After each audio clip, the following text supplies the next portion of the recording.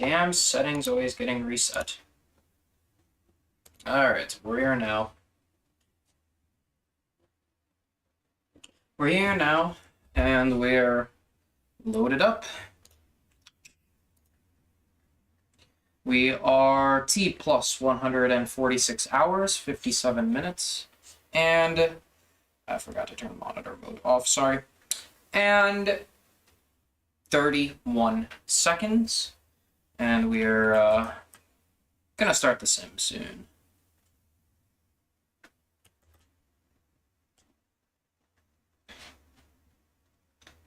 We sort of, last time we were here, we sort of fell asleep in the basement of the capsule, in the lower equipment bay. We got the lights turned down low, and in just a few moments, we're going to get the wake-up call, and we're going to turn the lights on and get everything ready. We've got no docking probe anymore since we, of course, are coming home. We've dished the lunar module. It is chillin' like a villain in lunar orbit and has most likely unrendered by now.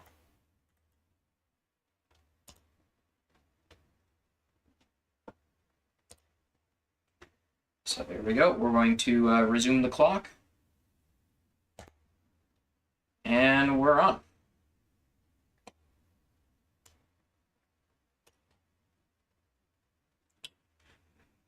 How is everyone this lovely evening?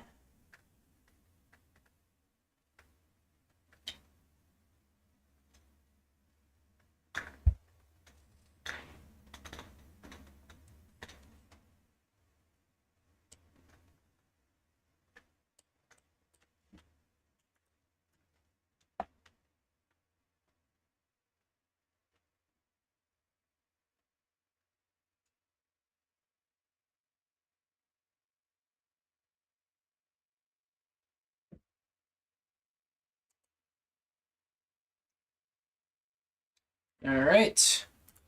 At this point in time, we're pretty much gonna wake up, so let's get some light on the subject.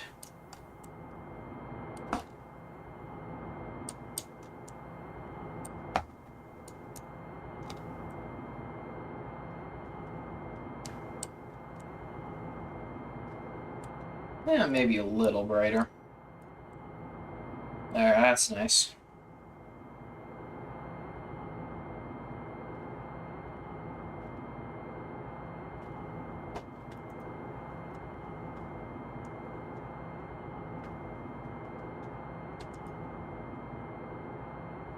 Yep, so yeah, if you can just send to me a picture of that orbit MFD, let me actually see if I can show you what that looks like.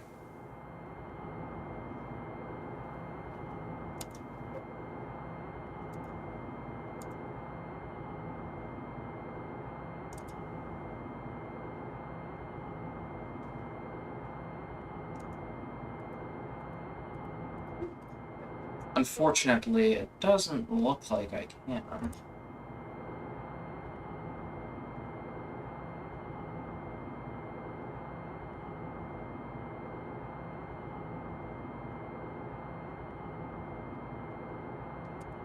Nope. Okay. Well, I guess not. Just you're gonna have to click the distance display, and let's take a look here. So,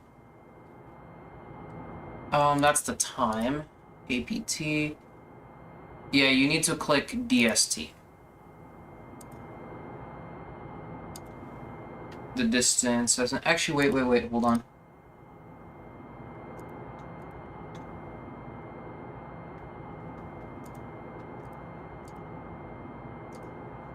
So let me see how this looks. If I open up external MFD, and we get orbit display, and then we're gonna go to target, the moon.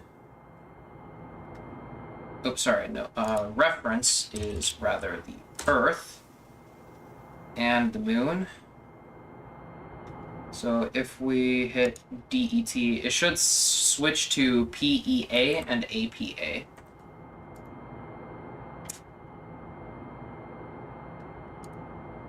So let's see here. I show PER and APR. I do not see PEA and APA. For the first one, I see PEA and APA. Okay, so 113.8, 113.8, AM to MI.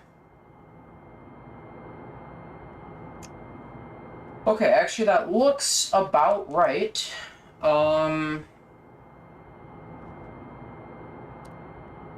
It's not exactly perfect, but it's good enough for a pad.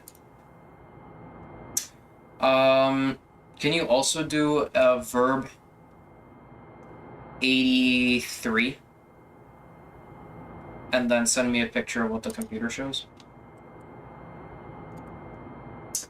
Anyways, let's get waking up while that's happening. Yeah, send me a picture of verb 83. That would be great.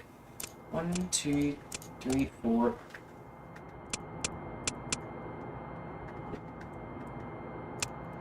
The fans were off.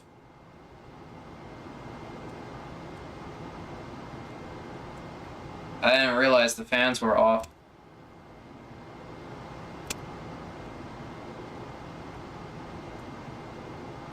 Our crew's not dead, are they?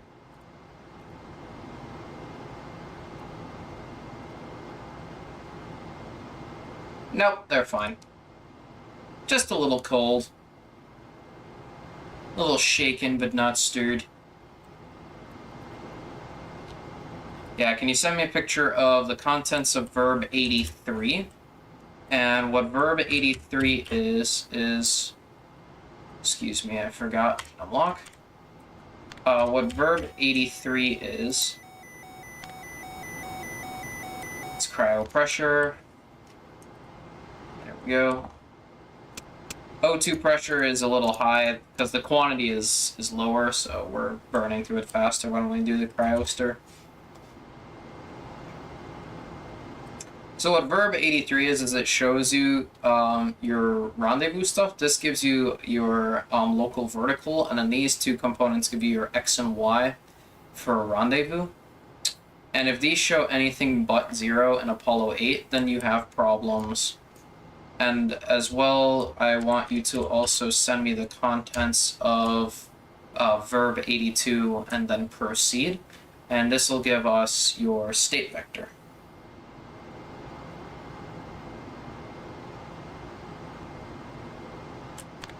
So I want the contents of both of those, and then we'll inspect that for problems.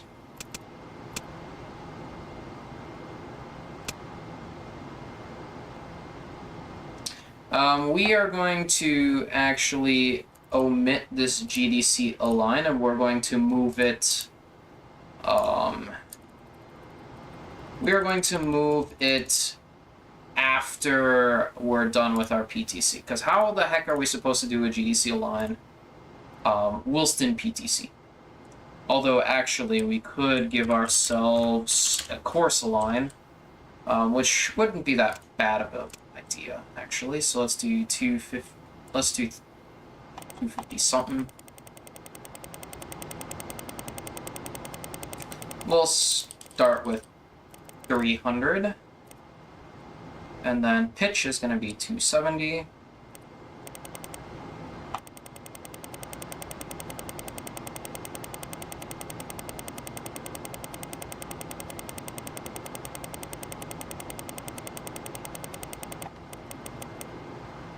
And then yaw is going to be 3.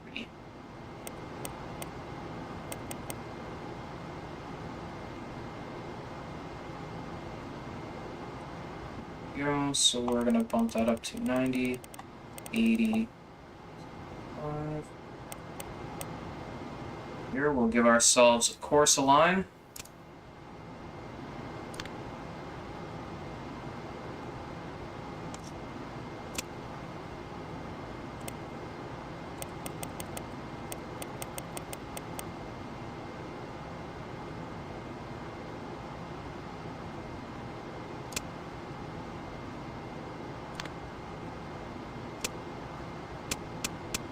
There we go, that's about as good as we can get it during the PTC. That actually sounds pretty dang good. I think that's all we need to see for now.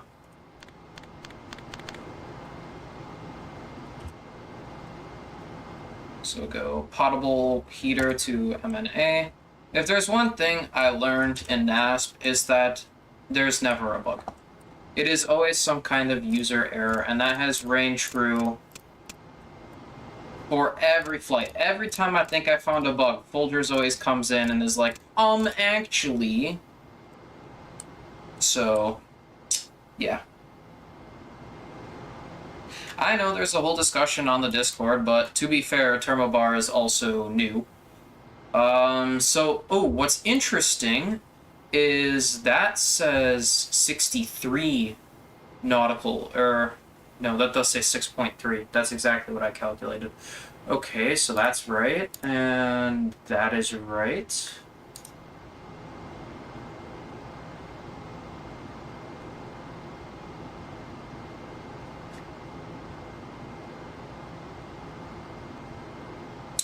Okay, fair. Then what I would recommend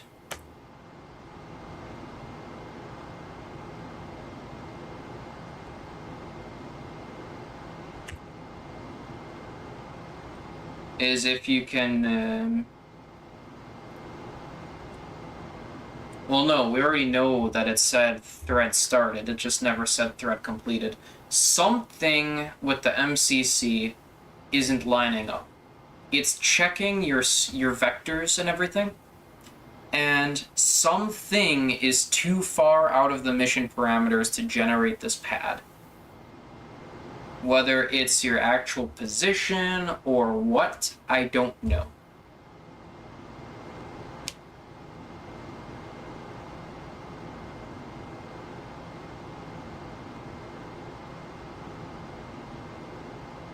Like, is it a refsmat issue? It could be a refsmat issue. Did you change your IMU at all?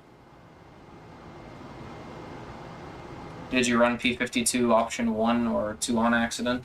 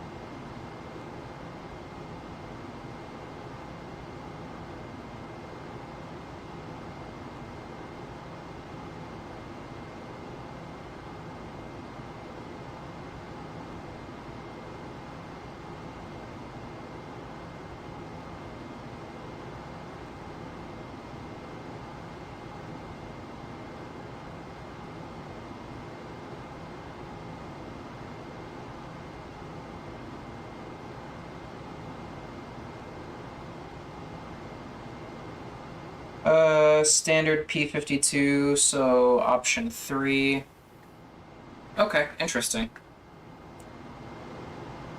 And did that P52 have any suspiciously large, like, error at all?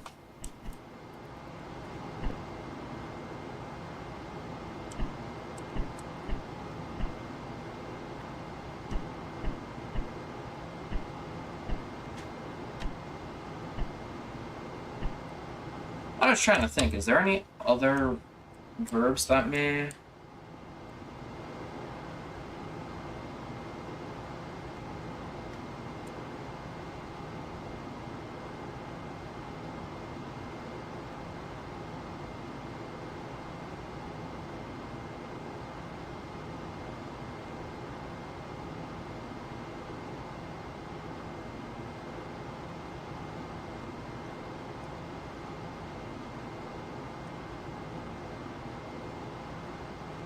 All balls? Yeah, I couldn't tell you. I do know that most likely it's user error. I've never had any bug with Apollo 8.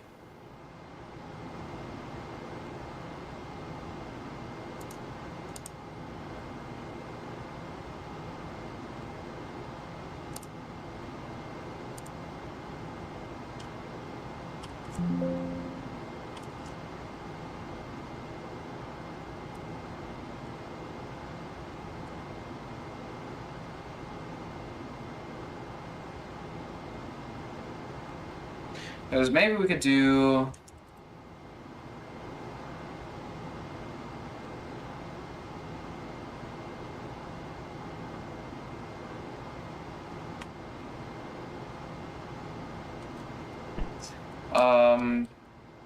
Verb 01. Oops. We can do verb 01.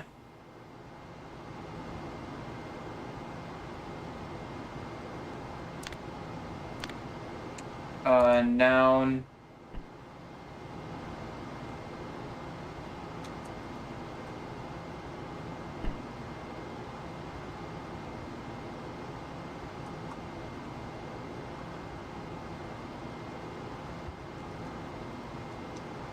Noun 01.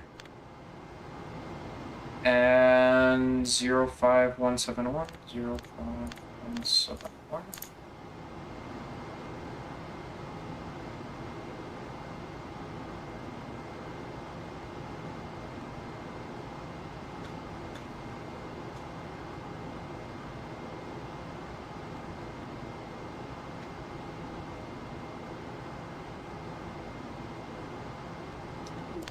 Verb 01, noun 01, 00021.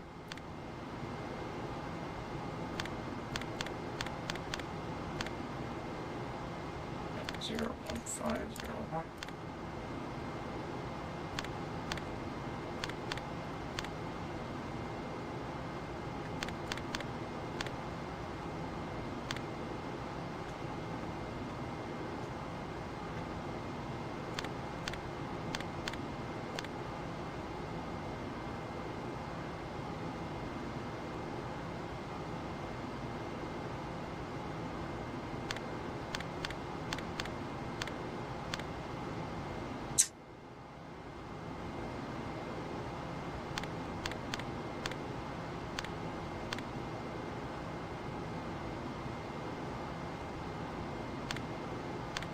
Yeah, I'm just trying to see if there's anything I could possibly decipher out of any of this. Yeah. I honestly, quite frankly, I couldn't really figure it out for you. It's gonna have to be something that I'll need to look at. But yeah, let's get the H2 purge going. So 148 hours, we'll need to start our purge.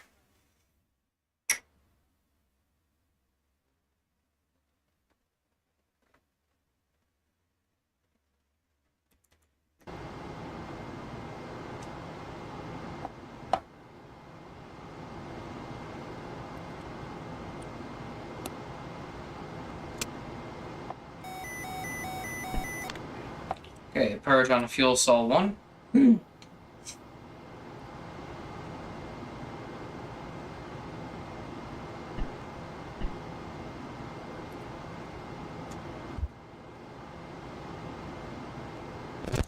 Number 2.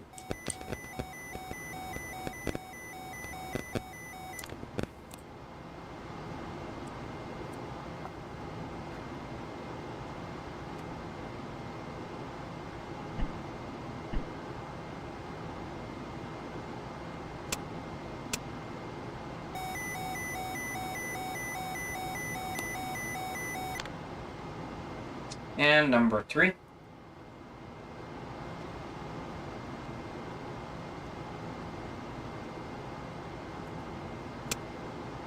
And now we start the O2 purge.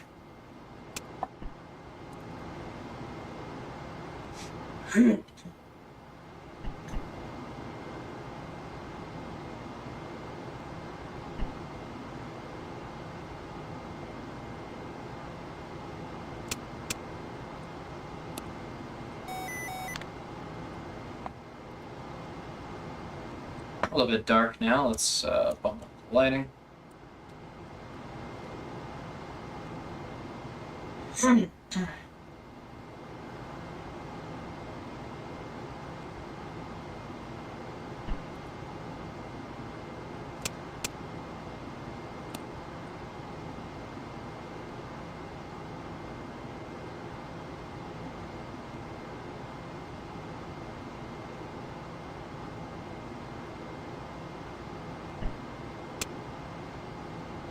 And there we have it. Fuel cell purge is complete.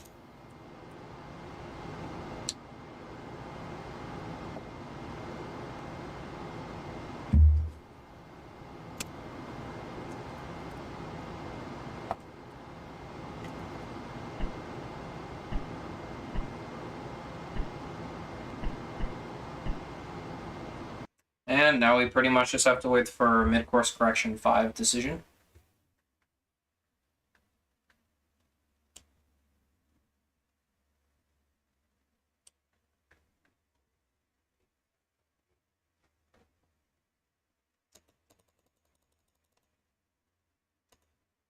And we have been scrubbed. Very nice.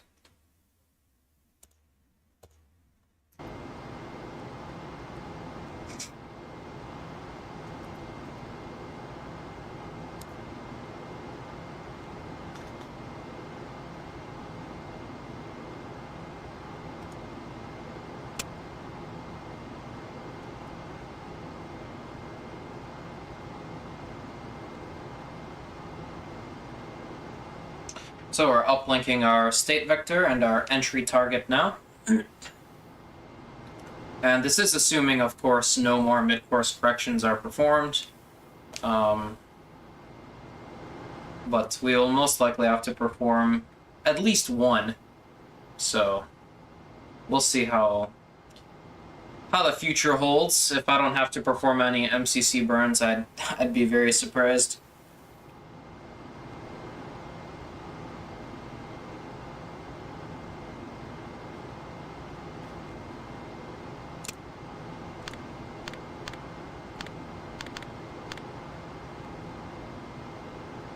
Oh, I did the whatever. That's fine. Verb 66. We gotta terminate PTCs soon, anyways, for the P52. So.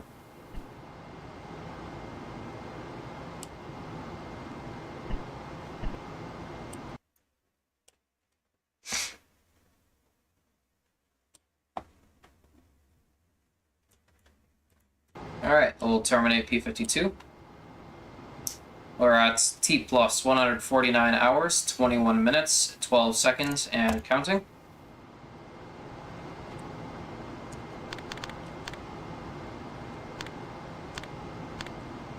So we'll reset our digital autopilot so our deadband gets reset, and then we'll go all the way back to rate command, and we will stabilize the spacecraft here.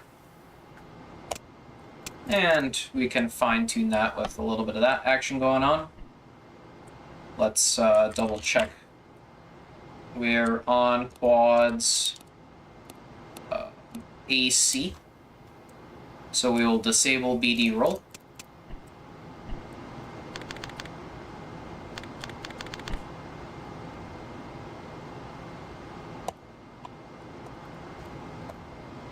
And P52.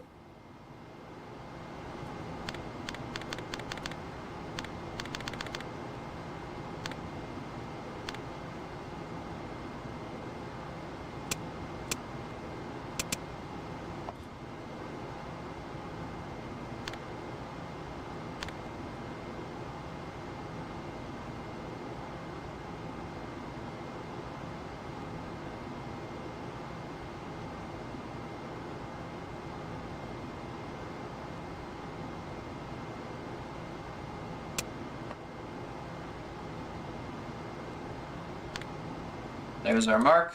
And while we've got it here, you know what? Let's take a look at Jupiter.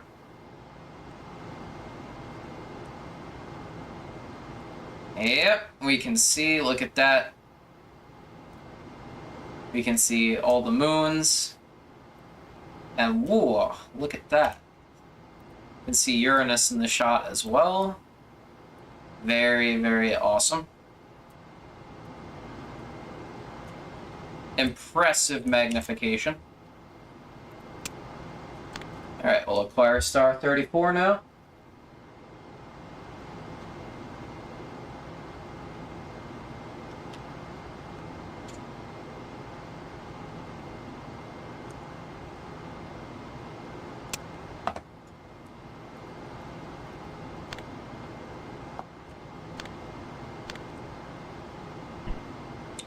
5 balls. Very nice.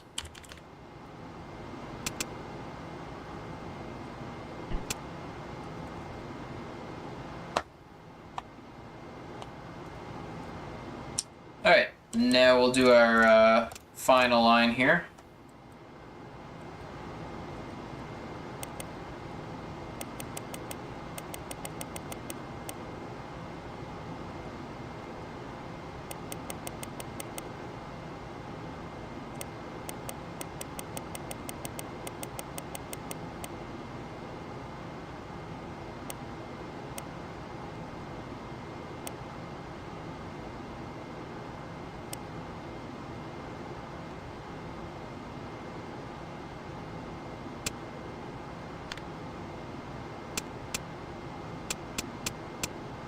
And it looks good.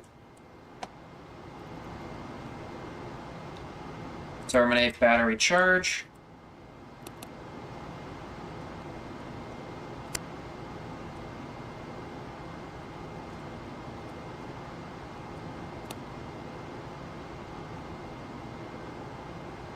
Not greater than 1.5, so we're good on that battery vent there. Verb 16, noun 20.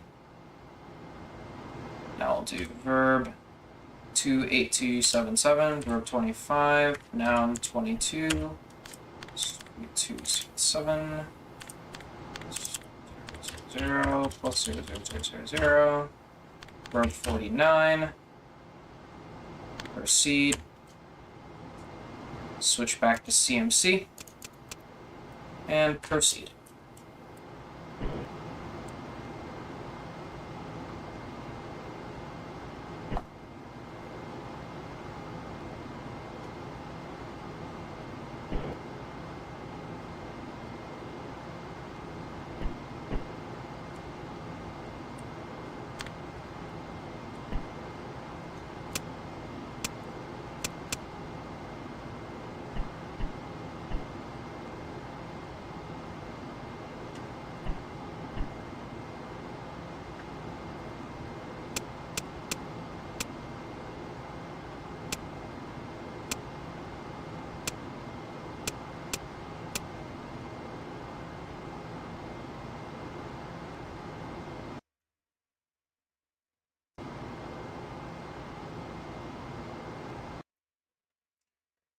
All right, starting up our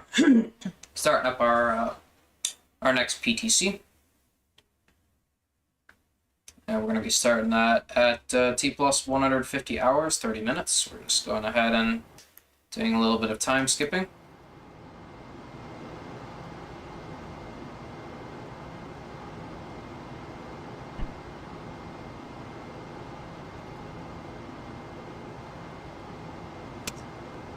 Before we maneuver right back to where we need to be.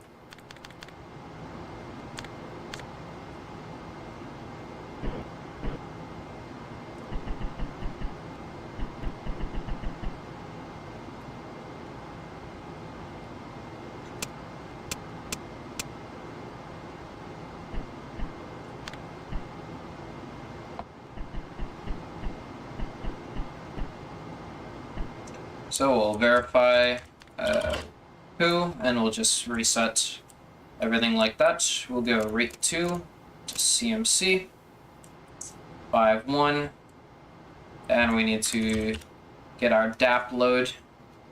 So 21102, very good. 1111111 looks good to me. Proceed.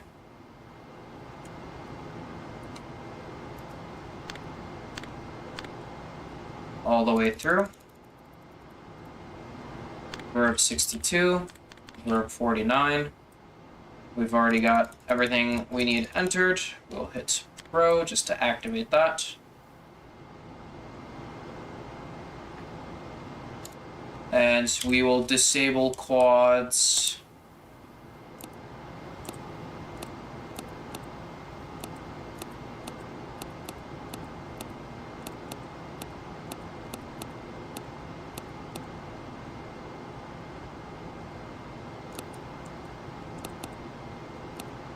C and D. Actually, I think we're gonna do A and B today. So quads A and B will be disabled.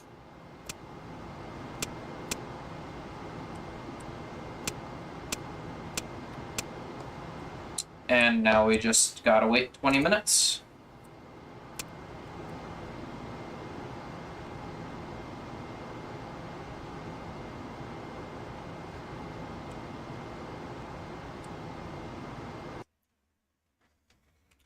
We're looking to establish the proper thermal gradient for the spacecraft. We're also looking to make sure that everything is nice and stable.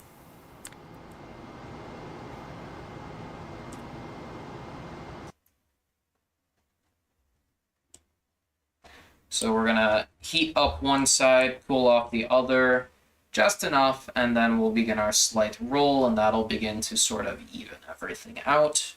Bring that heat dissipated properly across the air here radiators.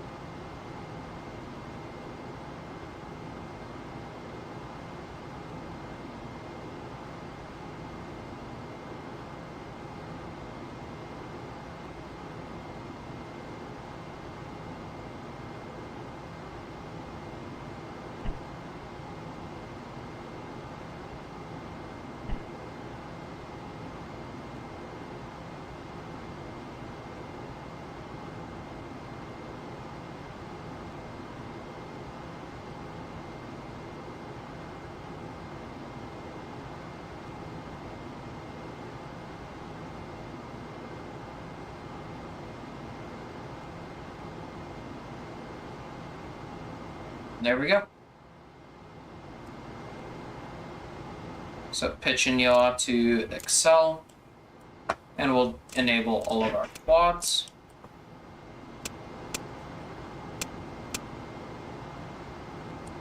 All our quads are enabled, so we'll set our hold flags and everything we need for the PTC. So verb 21, noun 01, enter. 1332, enter. 00000, enter. Verb 24, noun 01, enter. 3125, enter. 12, enter. 35400, enter. Verb 24, noun 01, enter. 3175, enter. 2, enter. Ooh, shnikes, that was, hold up. Nah. Verb. So we need to hit key release. And that was exactly the wrong memory address, so hold on, 2175, so hold up. Verb 01, noun 01, 275. Did that get overwritten? Nope, very good. So key release. Verb 24, noun 01, enter. 3175, enter. 2, enter. 27303, enter. And we'll go ahead and verify that. 75. And that looks correct. We'll reset the hold flag. Verb 21, noun 01, enter. 1332, enter. 70000, enter. And our rate is established. We're going to wait just a couple more seconds just to verify everything is ticking away properly.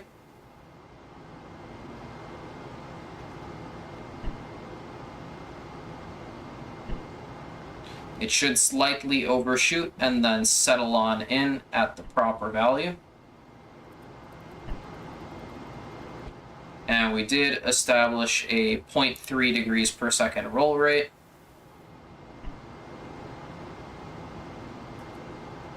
And it looks like we are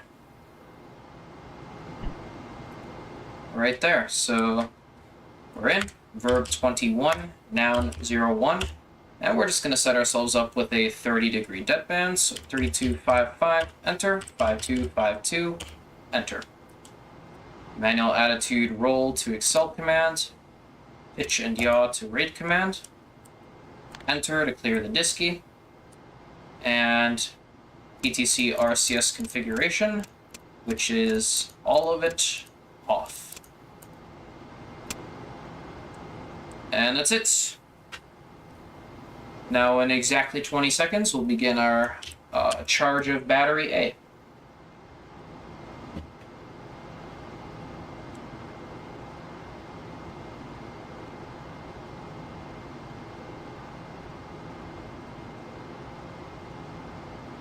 There we go. So, battery relay bus, bat A circuit breaker open. DC indicator select battery charger. Battery charge, select bat A. And there we go. Charging underway.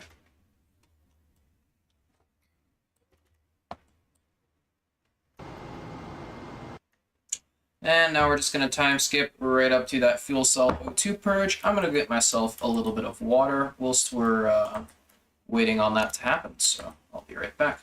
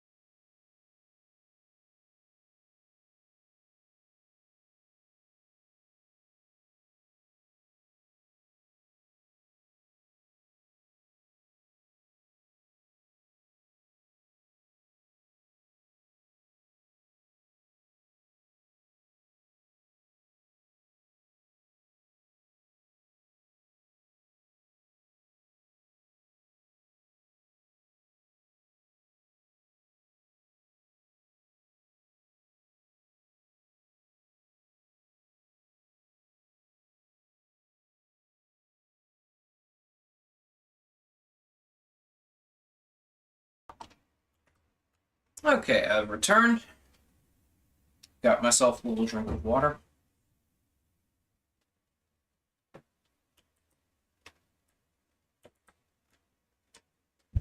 And we are just in our PTC roll right now, up through 158 hours, where we start up a fuel cell O2 purge, and then we'll get our mid-course correction number 6 decision update at 159 hours, 40 minutes, mission elapsed time. Just as a reminder, we are on our way home. We're in trans-Earth coast right now. The docking probe is severed, the LEM has been ejected, and it is chillin' like a villain in lunar orbit. We did not run the procedures to enable a deorbit burn to take place, on purpose, actually. So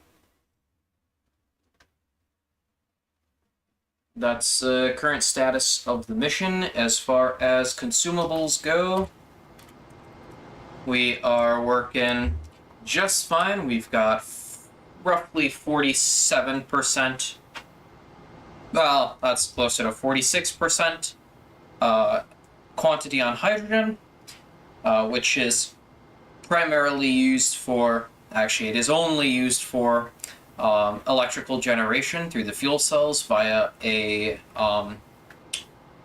process known as hydrolysis. And then our fuel cell, or sorry, our O2 quantity is roughly 52,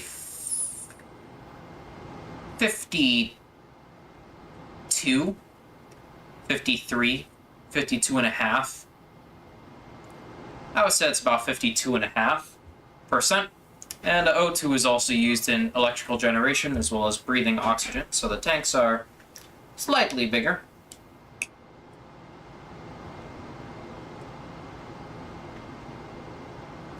So that's about it for our consumables. It's not really much else to worry about. The lithium hydroxide canisters, obviously, but we get this fixed number per mission, so it's not really something we particularly need to worry about. I'm curious if there's actually a way to measure the N2 tank.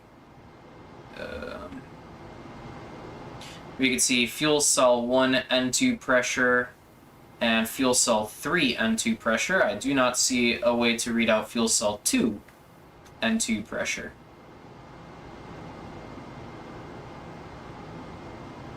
Let's go 1 alpha. So N2 pressure is 3.3 to 3.4 volts. Are you serious? And that gives me a 0 to 75 PSI. There is no way. So 3.1, 2, 3, 4, 5. So that's actually 3.8. Which means that this chart is wrong. That's what that means.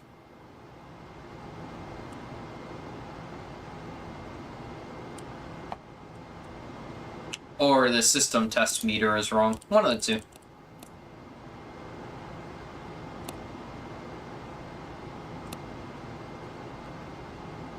Nothing much. We're just going over how much consumables we have.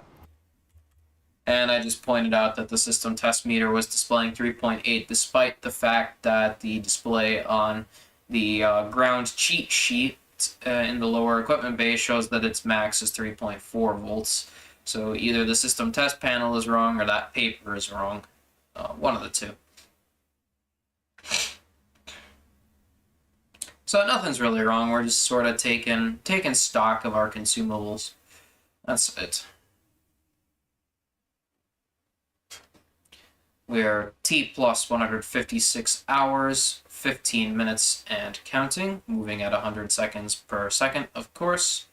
To cut down on the boring parts where we just sit in PTC, not exactly doing anything except eating and possibly shaving, if they allowed that, and having the news read up to us. Of course, we couldn't bring any news, as it's news, it hasn't happened yet.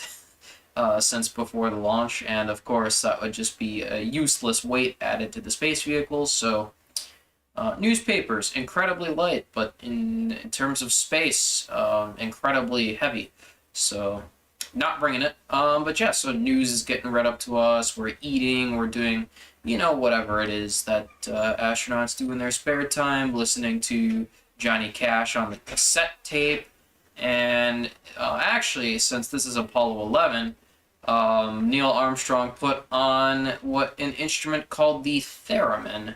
It's an instrument you play by not touching it. It makes some pretty weird and wacky sci-fi kind of sounds that are in modern times attributed to the moon landing because of his playing of it during the Apollo 11 translunar coast. Oh, we started this O2 purge early. That was my bad. Got a little trigger happy on that. So we gotta skip another 40 minutes. Little trigger happy on that. That's okay. That's barely a dent. Barely a fraction of a dent in our quantity, to be honest. We came with so many consumables for this type of mission. We're okay.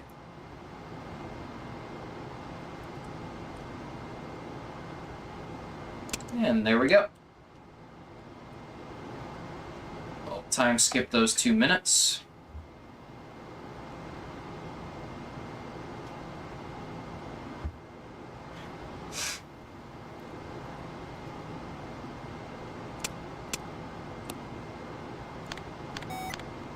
Another 2.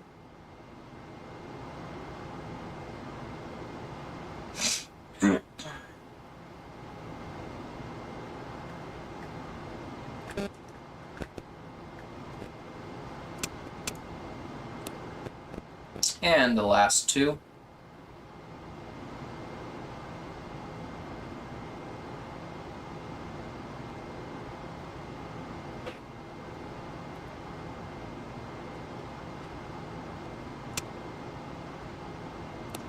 That's it.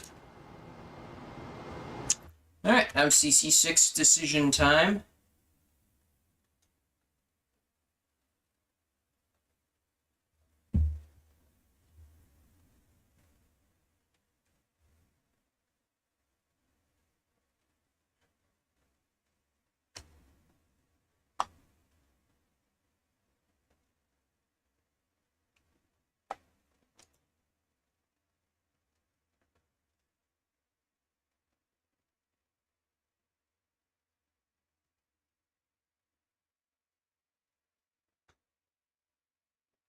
We have not gotten word of our mid-course correction decision.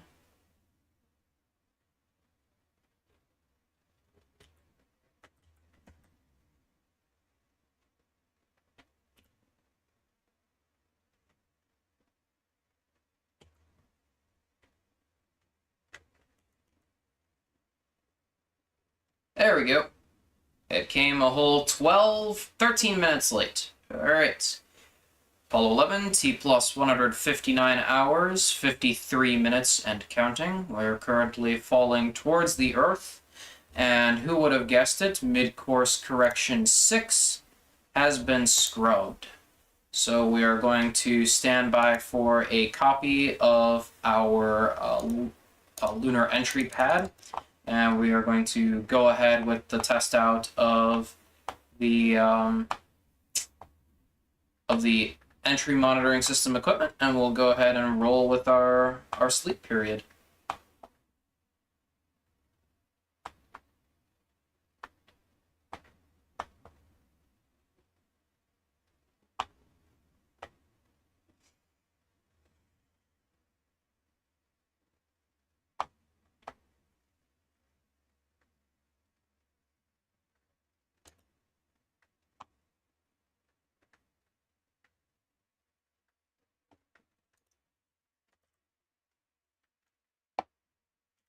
So standing by for that entry pad. I'm very excited to finish the mission, quite frankly. I don't know how I'm going to do the next series I've got in plan, and I don't think I'm going to run every mission for Mercury and Gemini, because I don't know the flight plans for every mission, quite frankly. And so I think we're going to do the suborbital flight of Alan Shepard. We're going to do the suborbital flight after that, and then we're going to do one orbital flight for John Glenn. And after that, it's going to be right to Gemini. We're going to do the one flight of Gemini testing different RCS burns, ohms burns that is, and entry procedures. We're going to do one flight of Gemini in which we do the EVA, and then we're going to do one flight of Gemini in which we do the rendezvous and docking. And obviously for the one where we just go up and do a few ohms burns, like the first Gemini flight, we will not be using fuel cells for that flight. For the first EVA, I need to research if they had fuel cells on that flight, but we will be leaving fuel cells disabled for sure for that first test flight, so yippee! And then after that, we start Apollo. So we're going to be skipping quite a few missions, but just because I don't know like much about them. And they're not in reentry, and also they're mostly repeats of the other missions. Not to bash any of the people, of course, that flew those missions, but they are mostly repeats. repeats of each other. So they did, you know, crazy scientific things like trying to do passive station keeping with a tether, and that was a very, very exciting thing to do. If only that were in re-entry, because that would be fun. But outside of those crazy scientific things, basically the flight plans were all the same. It was go up, dock with the Aegina, do the EVA, whatever. And you know, actually, now that I think about it, I could just run the campaign for Gemini, because the campaign for Gemini is pretty spot on realistic. So I'll tell you what, I'll do the campaign for Gemini, minus the pre-flight stuff. So I'll do my own free flight with just testing. Then after that, I'll do the EVA mission. Then I'll do the rendezvous between the two vehicles. I'll do the rendezvous, but the alligator fairings failed to separate. And then I'll do the rendezvous, but we dock, and then it starts to spin and everything. And then I'll just give a brief overview of the rest of the missions, and then we'll move to Apollo. So that's sort of the plan. We're just going to, you know, just sort of rush through the beginning parts, much like they did in From the Earth to the Moon, and really dedicate everything to Apollo and to the engineering that went in Apollo and the tests they did, because we have all that information, and we can do those things in NASP, whereas we can't really do them in reentry. So that's sort of the plan. And I've got someone who can voice act for mission control when it is required. For Mercury, it shouldn't be required, since the historical flights I'm looking to fly all have voice acting. For Gemini, we're looking for some voice acting, since that's not really done. Gemini doesn't have any voice acting.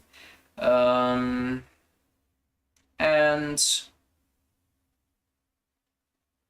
Apollo, of course, will need all the voice acting. So those are the plans. Let's get on with the test. So we'll start off. We're going to momentarily turn the fans off so I can hear myself think. EMS panel, we're going to select EMS test 1 and set the switch to norm. Ensure that the range display is 0.0, and then we're going to scroll. We're going to slew the scroll chart paper until the scribe is superimpositioned upon the notch at the start of the next test pattern. So we're looking about right there. Anywhere between these two notches is where you want to place it. And we are going to set test 2. After 10 seconds on test 2, we should get the lift vector, we should get the 0.05 G light, the start of entry interface. There we go. And that's good, so this test 2 has passed. Test 3, and after 10 seconds, we will get the lift vector down light.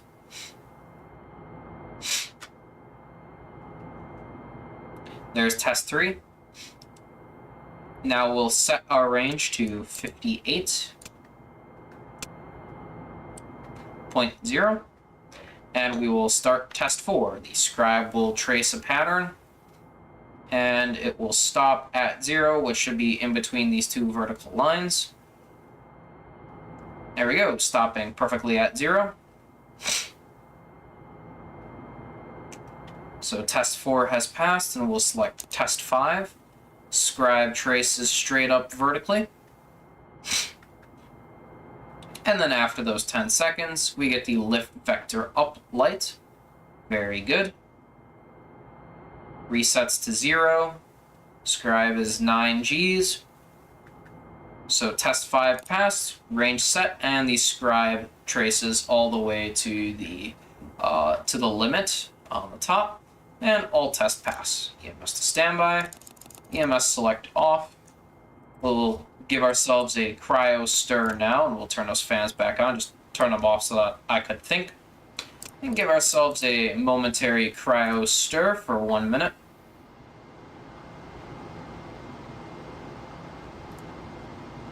There we go. Cryo stir is good. And we're going to set ourselves up for a brief sleep period. So, potable tank inlet close, interestingly enough. We'll begin performing our wastewater dump as well. Potable water heater off. All of our RCS is already off. And we're going to do that wastewater dump. So just time skip through that. And it's going to take quite some time because that tank was pretty full.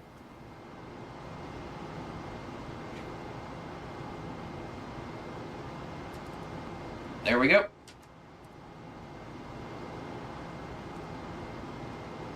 Pressure relief 2, potable tank inlet open, and the rest period starts.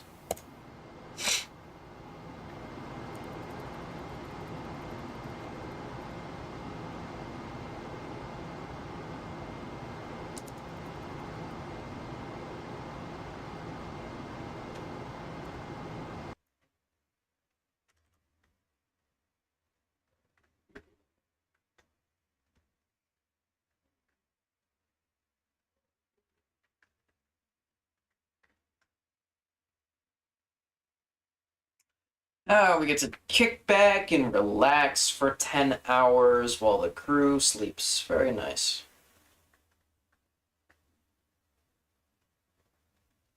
Who's excited for lunar entry?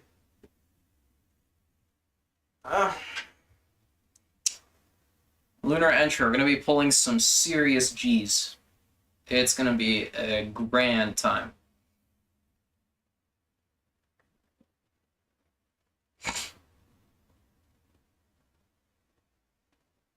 Yeah, I really, really like the entry procedures. Of all the procedures that are my favorite, I think it's Lunar Module Power Up and Lunar. I do like Lunar Entry for the G's, but I do like Earth Entry for the more complicated entry procedures. Which does, like, when you think about that doesn't really make any sense. Like, Earth entry procedures are more complicated, but you have to remember, you have to do the deorbit burn, and you have to prepare everything for jettison relatively fast, because you're close to the Earth. You've done a deorbit burn, and now you need to get rid of the service module and have the whole thing prepared before you enter the atmosphere. Significantly before, so that you can do your horizon checks and everything, and your reentry attitude check. So it's a little bit more complicated. Plus, you've been perusing and you know, you haven't been doing PTC rolls. You may be on the light side, so you may have to like cool off a little bit. You may have to preheat your RCS jets. You know, whatever. So Earth entry can be more complicated than lunar entry, but technically lunar entry is more complicated. If it wasn't for the computer being able to control our G-forces on entry very nicely, it would be significantly harder. Is that happening tonight? I'm looking forward to it happening tonight because, quite frankly, and I'll tell you what it is. We are approaching 165 hours. We just passed the 165-hour mark. And, yeah, we only have one more mid-course correction thing to get through. And we're on MCC 6. MCC 6 is scrubbed. We're in our sleep period. So what it is we do the post-sleep period. We wake up just to purge our O2, get an uplink,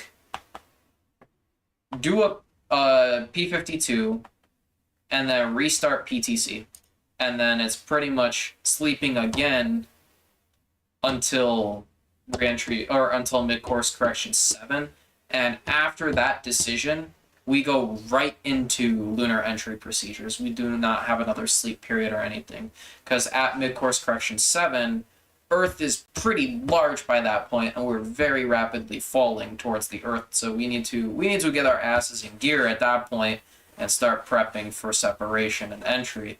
And we need to start isolating our coolant, we need to start isolating our oxygen, all of that stuff, because of course if we just go and we sever this thing, we're going to dump all our glycol, we're going to dump all the, you know, we need to start filling these tanks and isolating everything and making sure that we're only running on the command module systems before we jettison. So very important. It's a calculation issues and to post the saves when it happens. Yeah, see, I guess it could be. I don't know. I've never had an issue, and anytime I ever have, Folger's just been like, oh, it's a you problem, try it again. And like sometimes I'm like, I swear to God, this isn't a me problem, but whatever.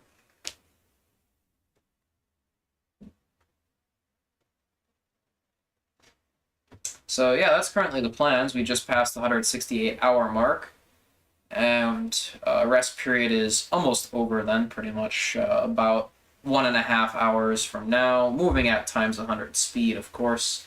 We're going to begin our post-sleep checks and sort of get our uplink, do our you know, housekeeping procedures, as I like to call them, and we'll roll into mid-course correction 6 decision sometime soon after housekeeping is done. So, yeah, if it's a calculation issue, you may just be able to advance the you may be able to advance the MCC state past the TEI calculation. So I'll tinker around with your save if Folgers doesn't get to you by the end of the night. I'll tinker around with it to see if advancing MCC does anything for you. Although, now that I think about it, I'm not running your version of NASP, so never mind, I don't think I could anyways. But yeah, rest period's over. Time to wake up. First and foremost, a stir on our cryo tanks. So 1 minute 35 seconds is what we're going to terminate on. 30, 3, 4, 5, very good.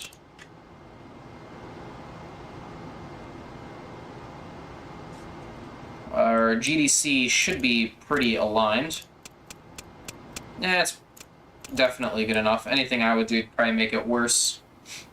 So we'll leave that.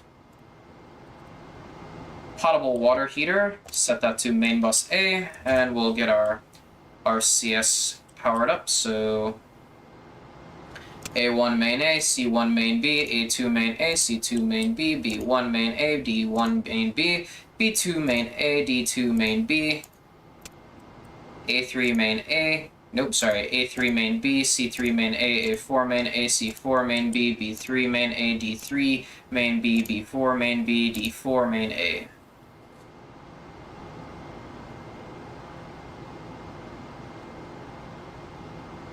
You can play someone else's save, you just drop it into your own scenarios and you load it up. The problem is if the versions are too much separated, there have been significant changes by that point, and running a save could cause glitches. And so, and quite frankly, you know, if those glitches are happening, you're not really going to get any important and useful information out of the troubleshooting anyways, so that's another thing that we would have to you know, look out for. So, but I imagine that manually, just since it's a TEI burn, but you're in lunar orbit insertion, you don't need it, right? It's just an abort situation, and you can calculate your own abort pad if you really need it. So I would just say maybe just skip it, like just force MCC to advance to the next state.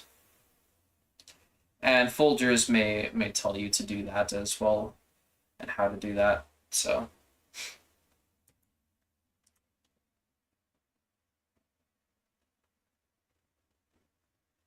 Yeah, mid-course correction 6 has been scrubbed. We've known that for quite some time now.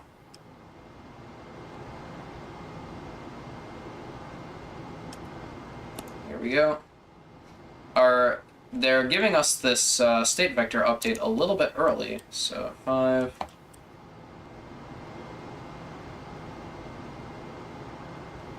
6,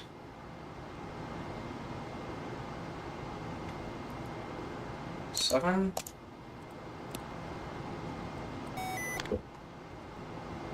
7,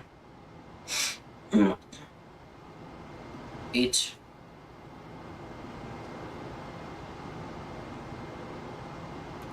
9, 9, 0,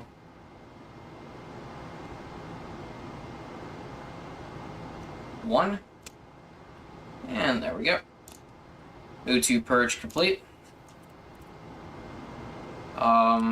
We need to copy our uplink.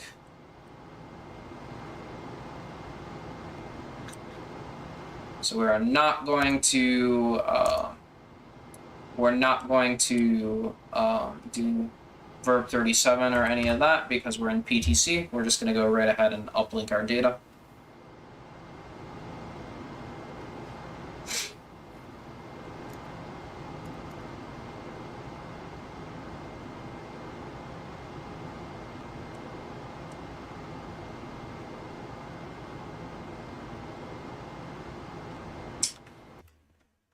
Earth is, you know what? I was gonna say Earth didn't look much bigger, but Earth looks much, much bigger now, than when we started. When we started, it was like the size of my mouse pointer, and now pretty much the moon's size and the Earth's size have switched places. Alright, verb 66. We're going to terminate PTC just for P52. You love it. Alright, manual attitude 3 to Excel command. We'll go num so that we get numlock so that we get attitude control. Actually, yeah. And then we'll just manually type with the mouse. Verb 48. Enter. Proceed, proceed, proceed. Verb 46 to load the DAP. Manual attitude 3 to rate command.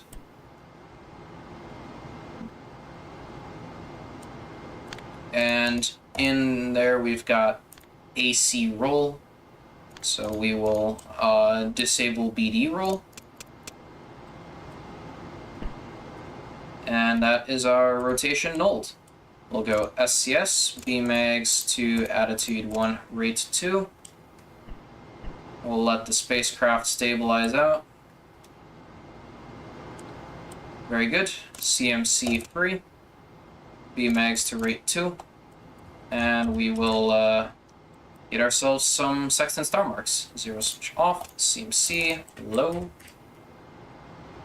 Verb 37, enter. 52, enter. Verb 22, enter. 3, enter. Proceed, proceed.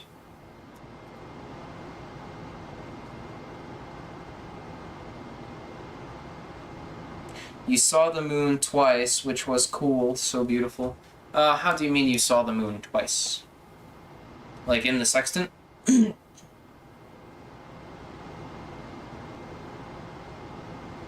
Or, oh, you mean you did the same, like, front of the LOI burn procedures. So you got to see the, personal solar eclipse. That's what you got to see. Your own personal solar eclipse. That is exactly what that is. And it is really pretty to see. Like, literally your own personal solar eclipse. To quote them, it's a view worth the price of the trip.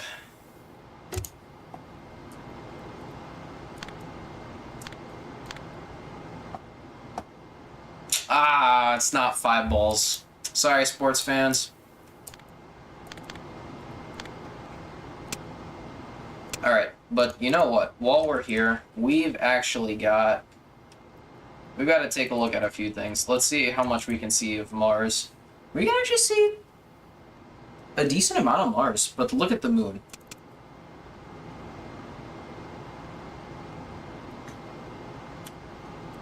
Look at that.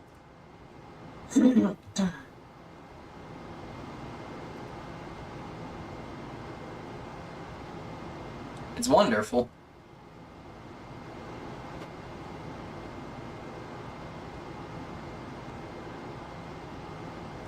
But, you know what else is, I would say, quite frankly, almost actually cooler is, let's look at Jupiter again. We can see the individual moons, and look at that. At this point in time, Uranus is also in shot of Jupiter, which is crazy. But look at that. We've got, what is that? I can't even tell. They're so close together. That's Ganymede. In here somewhere is Io and Lo, and yeah. The crazy named moons of Jupiter.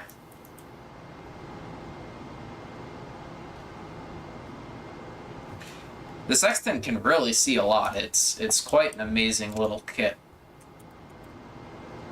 But I suppose it helps when you have no atmospheric distortion. So times 6 or so magnification, or however, I think it's times 6, is honestly really good when there's no atmospheric distortion. And after P52, our GDC is even better aligned, so we're going to omit the GDC alignment. Here's our updated lunar mid-poc entry, mid-poc area entry. So I'm just going to take a photo of that. Most likely I don't even need it. Need to take a photo, but just in case, I'll take a photo since I can't see ahead in the flight plan, so I don't know if this is our last time getting this pad or not.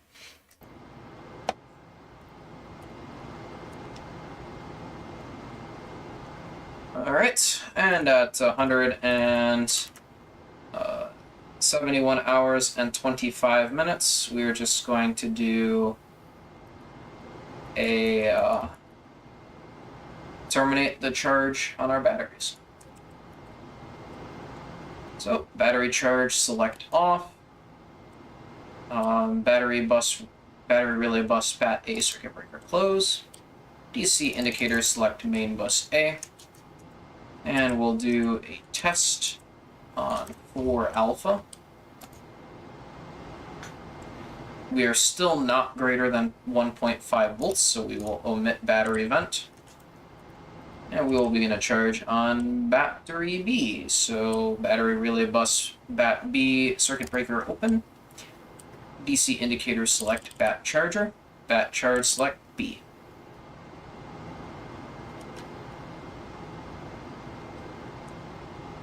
How do I even read that one? What do you mean? The system test panel? Or how did I read the moon? I saw that it started with GA, and I know that the only moons in the solar system that start with GA are Ganymede. So that's how I was able to determine that.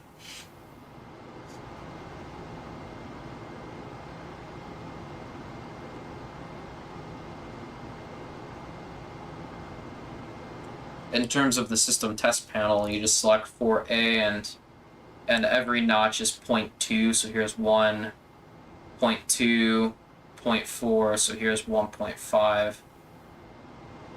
0.6, 0.82. Hello, Swag.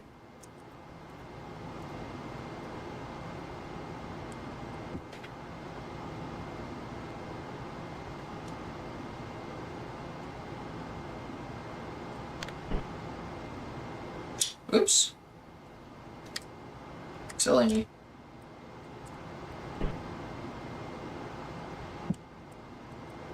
Alright, I'll just stabilize out again. And we're going to get ourselves up for starting our PTC roll very shortly.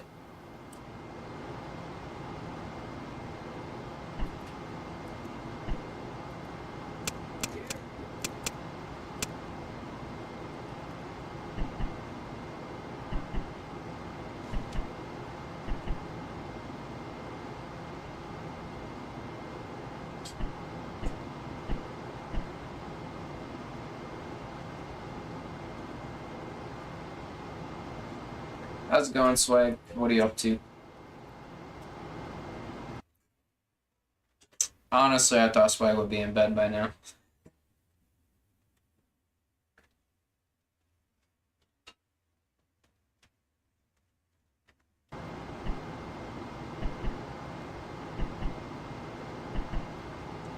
Okay, 172 hours, 10 minutes, mission elapsed time. We'll go ahead and we'll get everything set for our PTC.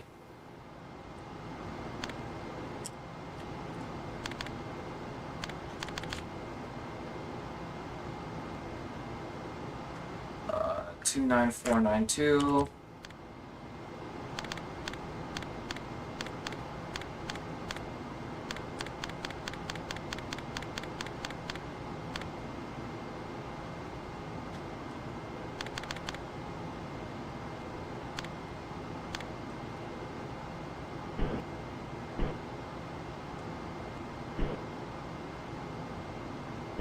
Going to sleep at dinner time would be a bit premature. Yeah, I've been skipping dinner recently. I'm trying to lose a little bit of weight, but I don't know. I may call Uncle today. I'm getting a little hungry myself, so I may cook myself a package of ramen or I don't know, something. Ideally, it would be something like low calorie.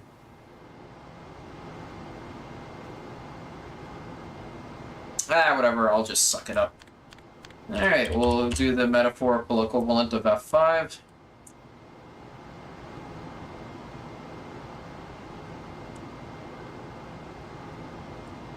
Verb 48, enter. We'll verify 11102, and what do we have?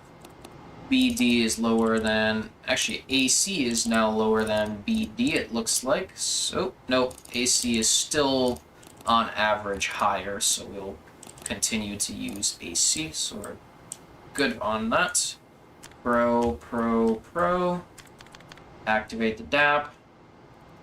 And then we'll do ourselves a verb 62, verb 49. And we will disable the lowest fuel adjacent RCS squads. So real quick, let's turn everything on. There we go. And let's take ourselves a look. So A is at like 76, B is at 74, C is pretty high, and D is also at 74. So on average, quads A and B average the lowest total fuel.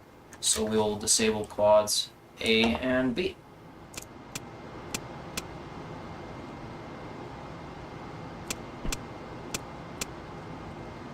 And start the clock.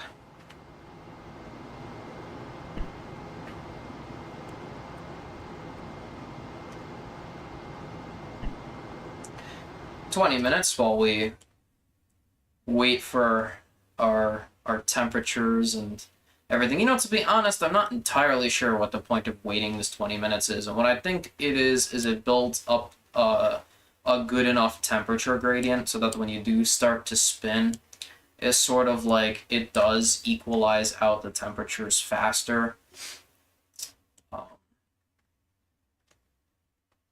But I'm not entirely sure. I'm pretty sure it's something to do with the temperatures and the gradients between the light and the dark side and how the physics of the PTC will actually work. But I am not entirely sure what the point of this waiting 20 minutes is.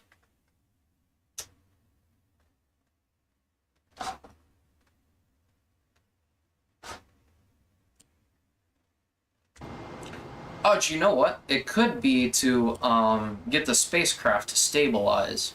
Yeah, that's right. It's probably to get the spacecraft to stabilize, because we disable two of every thruster in each quad, so we fire with significantly less impulse, so we can stabilize out very nicely, very, very still-like. That's probably what it is.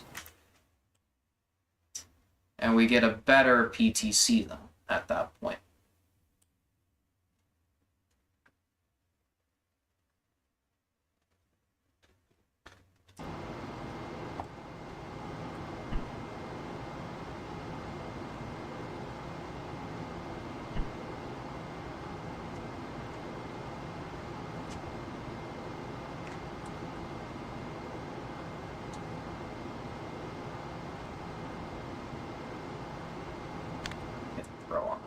And there we go. Alright, there's our 20 minutes. Manual attitude, pitch and yaw to Excel command. Activate all the thrusters.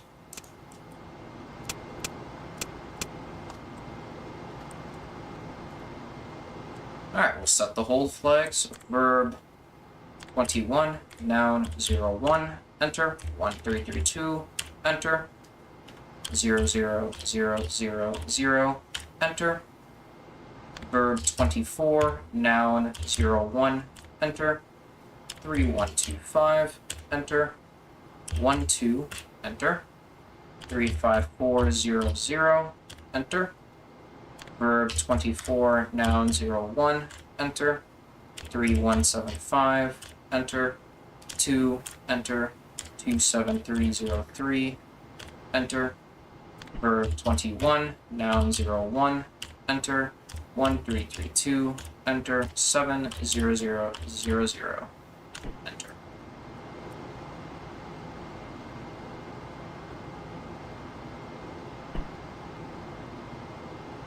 Okay, rates established at 0.3 degrees per second.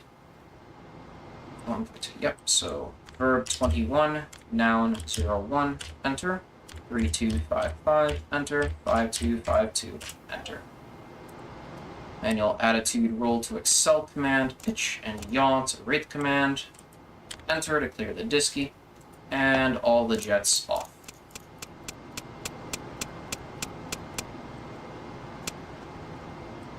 There we go.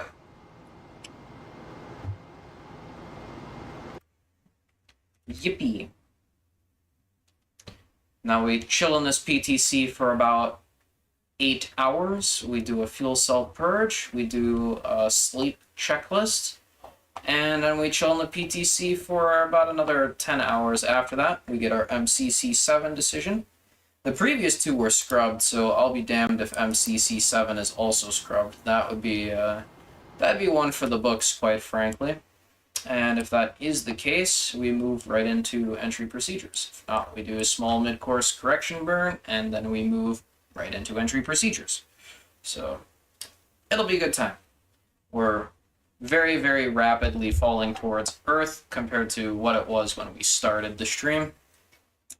Pretty much the Earth and the Moon have switched sizes almost, although the Moon is looking a little bit smaller now than the Earth was. And look at that, we can see Mars right next to the Moon, just chilling. And I think that's Jupiter. No, sorry, that's not Jupiter. Jupiter's over... No, other side. There's Jupiter. Yeah, a little bit brighter. There's Mars, Jupiter. Right next to Jupiter is also Uranus. Can't see it because Jupiter is sort of the dominating force of what's over there right now, but Uranus is over there, I promise.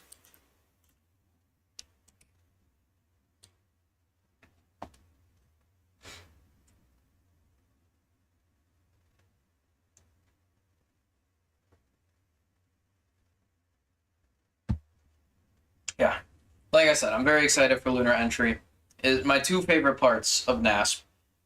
Lunar module power up and lunar entry. Those are my two favorite parts. Although if they could remove P22 from the middle of the lunar module power up, that would be lovely. That would make it a little bit more enjoyable. I hate that my mojo is interrupted by a P22, but it is what it is. And quite frankly, it's not incorporated, so it's not like you really have to do it, but the flight plan says it, so you should.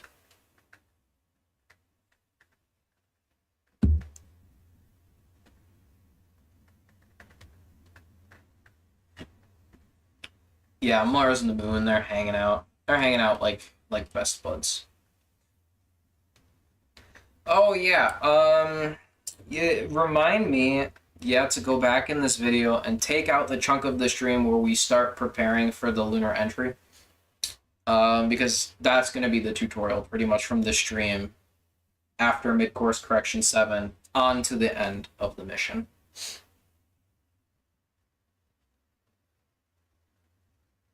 What are the sparkling on the dark side of the Earth? Well, I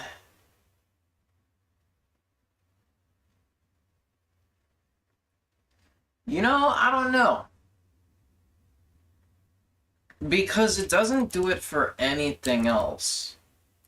But I will say that Earth has an atmosphere, so what it could be is just, I don't know. It could just be the pixels of the Earth just sort of adjusting to the atmosphere and the shadow kind of thing going on, but at first, when I saw it for the first time, I thought it was stars that were unoccluding themselves, but I mean, we are in a trans-Earth coast, which means that Earth is not exactly moving relative to us, so relative to us and what we look at and perceive the stars as you can see, the stars aren't moving and Earth is not moving really relative to us, so I don't know.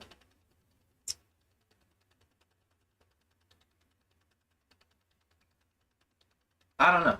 It's probably got something to do with the fact that Earth is an atmospheric planet. I would be willing to bet if I loaded up my Delta Glider and I did a flyby on Mars, we would see the same thing, but in red instead of flashes in blue. That's just my educated guess, though. Don't take my word on it. It could be like city lights rendering in. It could be anything. I don't know.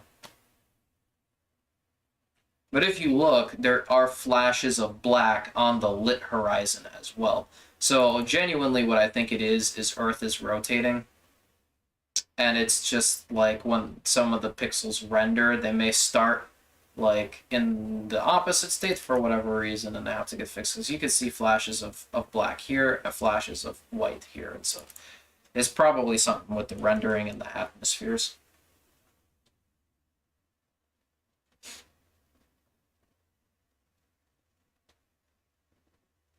Just my astute observation, though. Don't take my word for it. Another O2 purge. Well, these O2 purges happen fairly frequently, it feels like.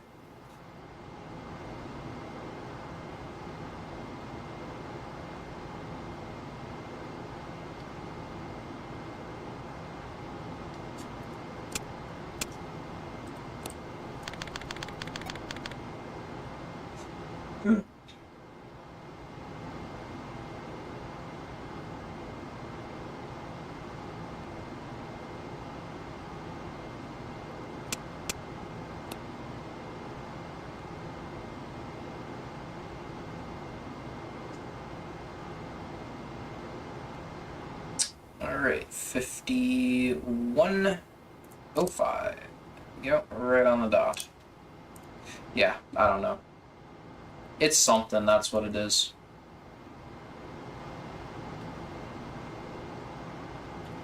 Alright, give our cryo tanks a stir.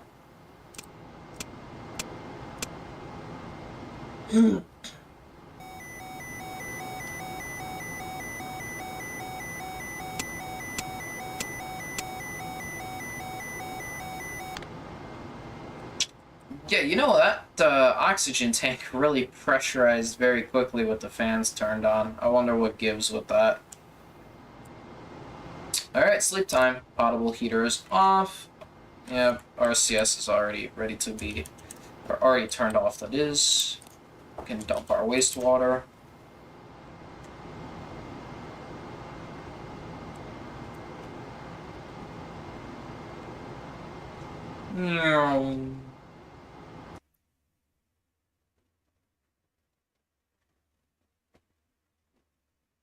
You know, basically what this is at this point in time is the Apollo fire suppression system, right? If you just hang a CSM from the ceiling, you turn on the wastewater dump, bam!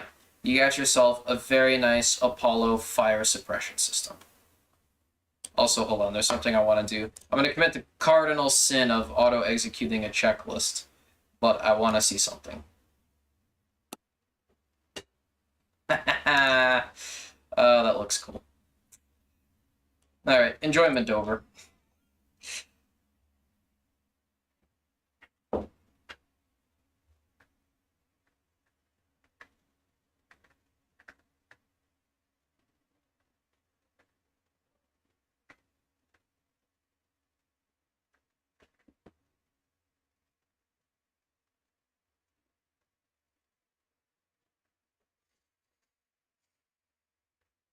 Alright, rest period begins, and we just truck along for another 8 hours.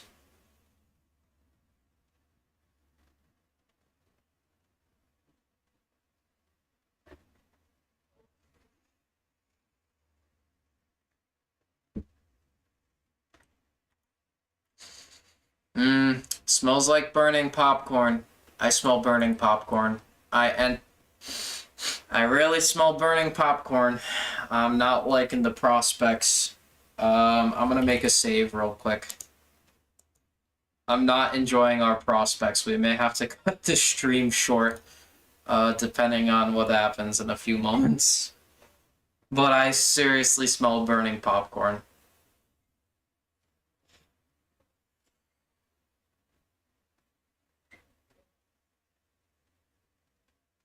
Okay, I'm going to go investigate that, and if our microwave is smoking, I'm going to prevent them from opening it, and I'm going to go get a wet towel, and yeah, I'll be back.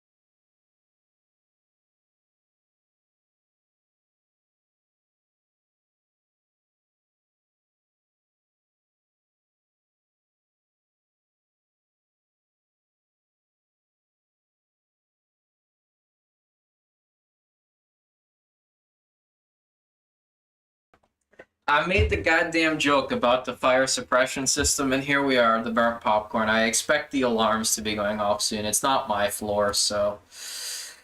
Yay! So... Yeah, we'll see what happens, but I may have to end the stream. And if we do, quite frankly, it's not a bad time because I'll come back and do the lunar entry then, and I won't have to trim the stream at all or edit anything. It'll just be like a one and done thing. So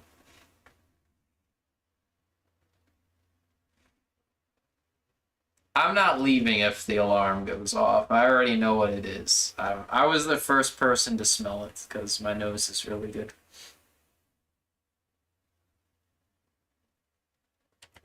Oh my gosh, wait. That's the EVA stick, the EVA light stick. I never noticed we had that added to the model. Now we just need to get it to deploy. Which, by the way, Reentry has this done wrong. According to according to some documentation that the folks at the NASP server dug up, the um, the EVA light stick actually deploys after tower jettison and not via that switch. It's spring loaded, so when the towers jettison, that just spring loads to the deployed position. Kind of an interesting time to deploy the EVA stick, if I'm going to be real honest, since there's still a little bit of atmospheric drag at that point. But, you know, it worked. If it works, it works, you know? Don't fix what ain't broken.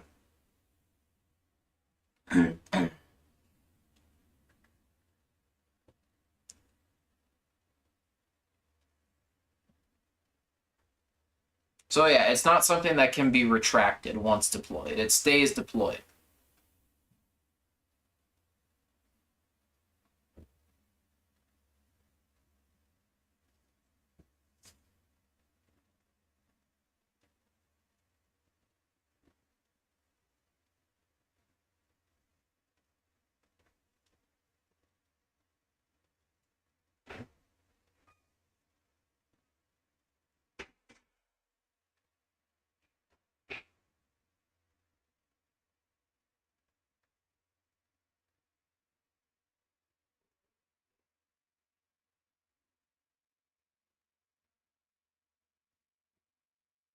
Yep, it stays deployed.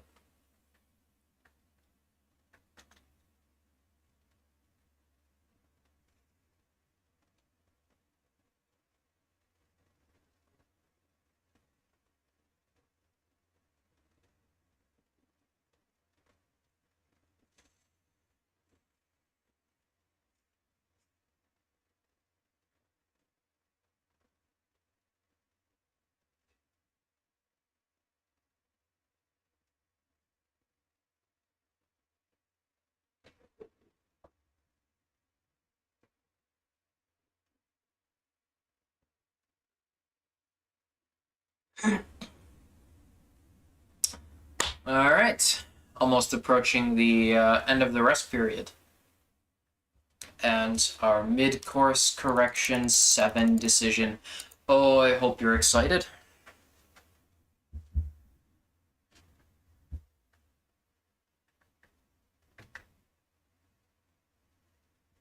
Well, it doesn't have to, like, it's not that it's a choice the astronauts make.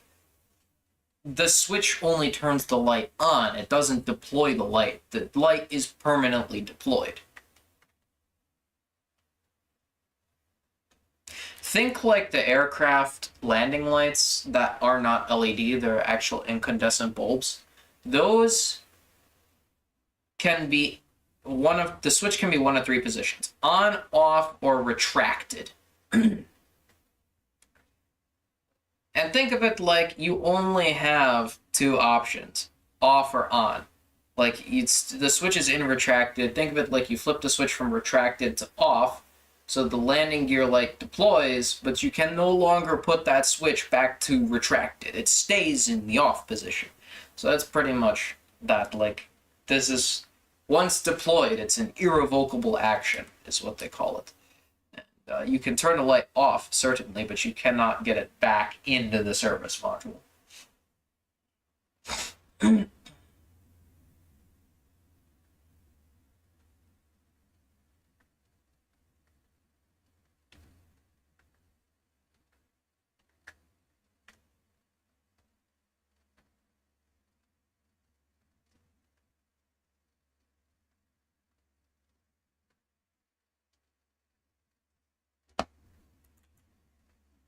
All right. Cycle our cryo fans. Holy smokes! Okay. That was accidentally times 100 speed.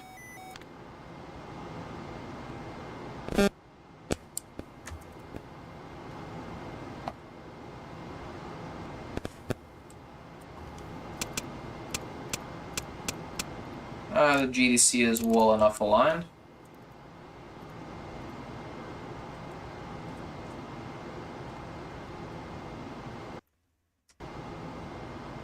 We didn't rupture a burst disk, did we?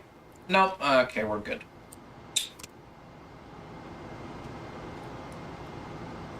RCS back on.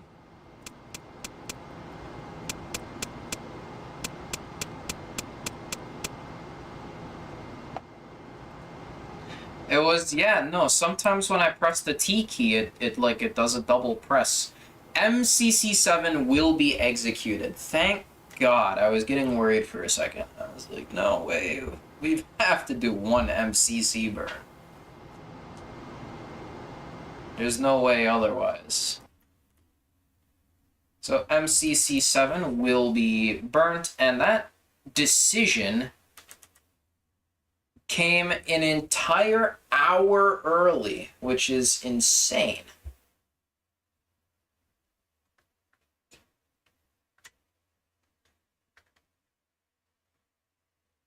Absolutely insane.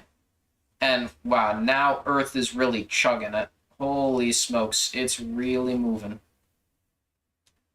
Earth is getting... No! I just got a disconnect error on OBS. Are we streaming still? We are streaming still. What was that? Alright. Com check. Can I get someone in chat? Com check.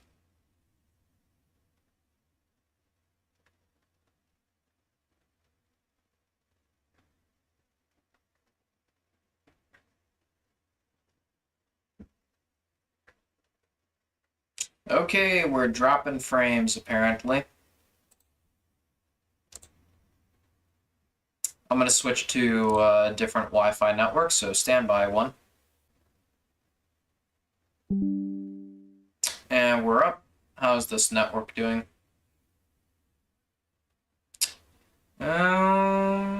Kilobits per second is a little bit low. We're dropping frames again.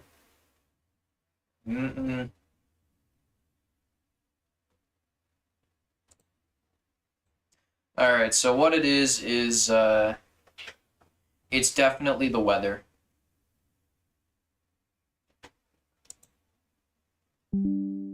Yeah, definitely the weather. So we're just gonna have to deal with a few drop frames here and there. But we're so close to the end. Like, fuck me if we have to delay this. I'm just, this Apollo 11 series has gone on for way too long. So.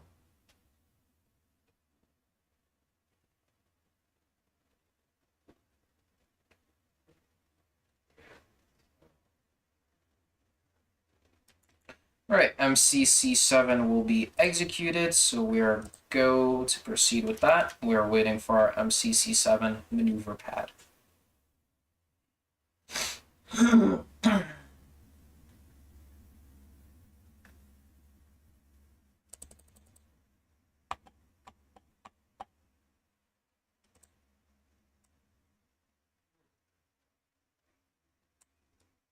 Alright, since a few of the entry procedures are mingled in with MCC7, let's record the current stream timestamp, which is 1 hour and 51 minutes.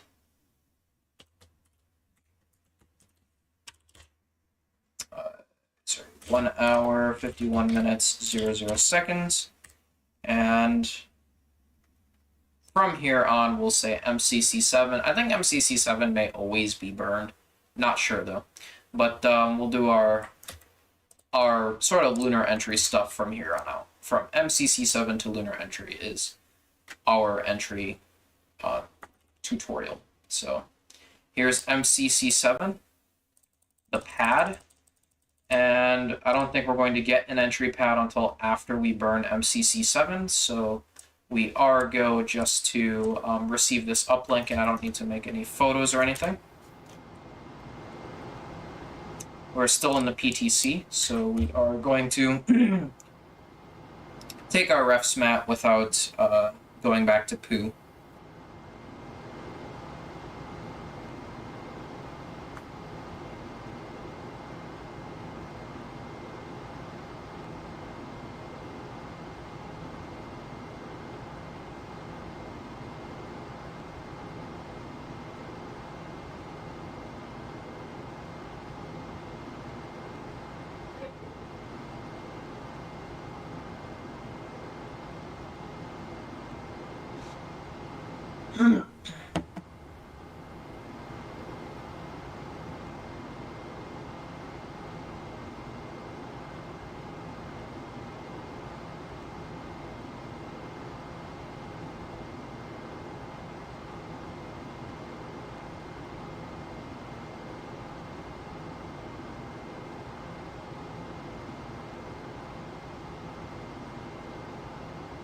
Yeah, we got lots of uplinks here. We got a state vector update, a target load for a burn, and then we have our entry refs mat. So stand by one for this uplink. It's gonna take a little bit.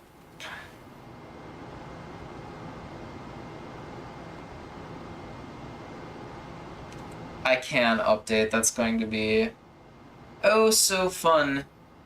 Except I'm running this. I gotta update Open Orbiter. I gotta get the CMake branch, and I've gotta get Visual Studio downloaded and all that to actually update this.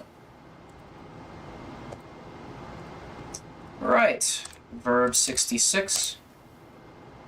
Oh, we are getting our entry pad. Okay, then I'll tell you what, we'll make a photo of our MCC7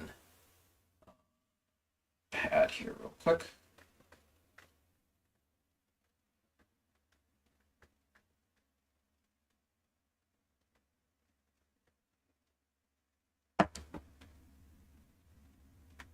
There we go. And we're just going to go ahead and come to our entry pad, and this is our pre-burn pad, and it assumes mid-course correction 7. We will also be taking a photo of this mid-POC area entry, lunar entry,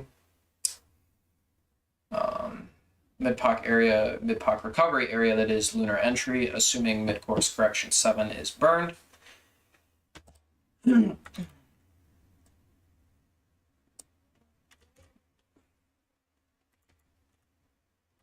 Alright, as always, with any mission critical part, we've got a series of things to do, starting with an environmental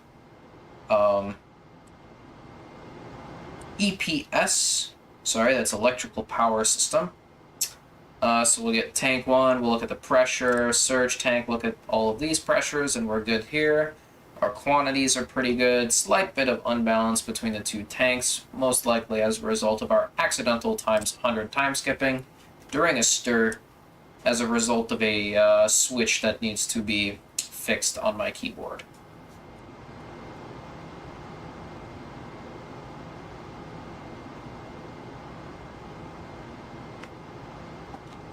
We will inspect our flows on the fuel cells. Good, good, good, and our temperatures as well. Basically all these need to be in the green.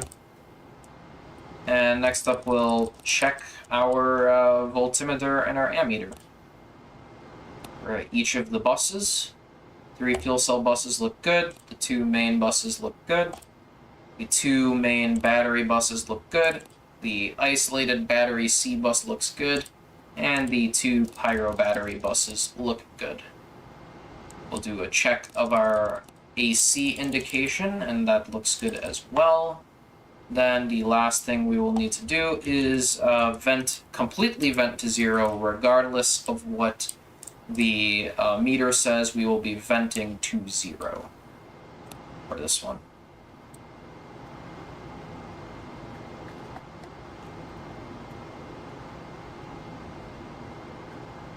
And at this point, since I am committing to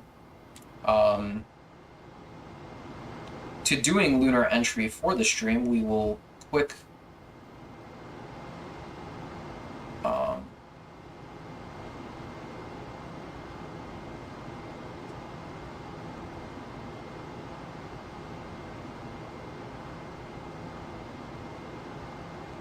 actually, I don't think I can rename this on mobile, which is what I use.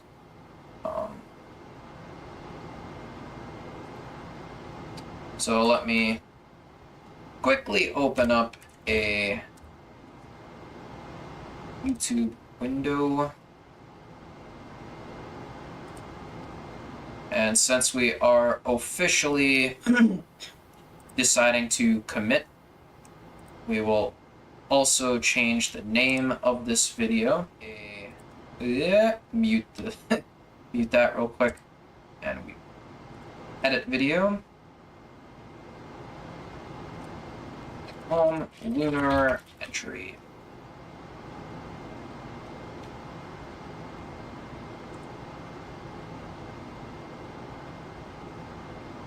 There we go. We have decided to commit to the change.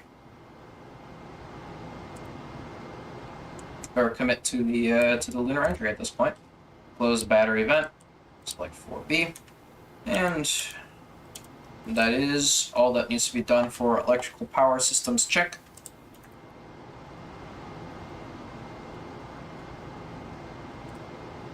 Service propulsion system check.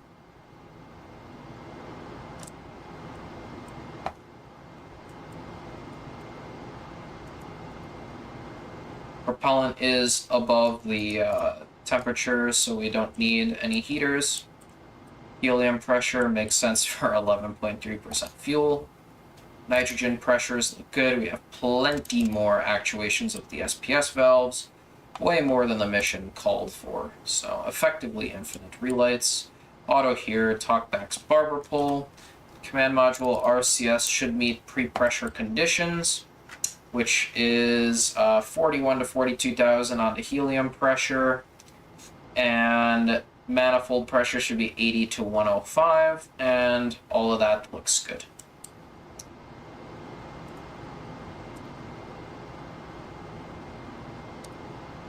Service module, good, good, and good, and good. Helium temps, good, good, good, and good. So if you don't know what we're looking for the RCS package temp to be 115 to 175, helium to be 41 to 40, or 41,000, 4,100 to 4,200. We can see that the helium pressure is actually slightly lower than that, but that is okay. Since, yeah. It's okay for now. Helium pressures have been something that need a little bit of tweaking. Also, we need to make sure that the fuel manifold pressure is in the green, that the tank temperatures look good, and our propellant quantities, we should note those down.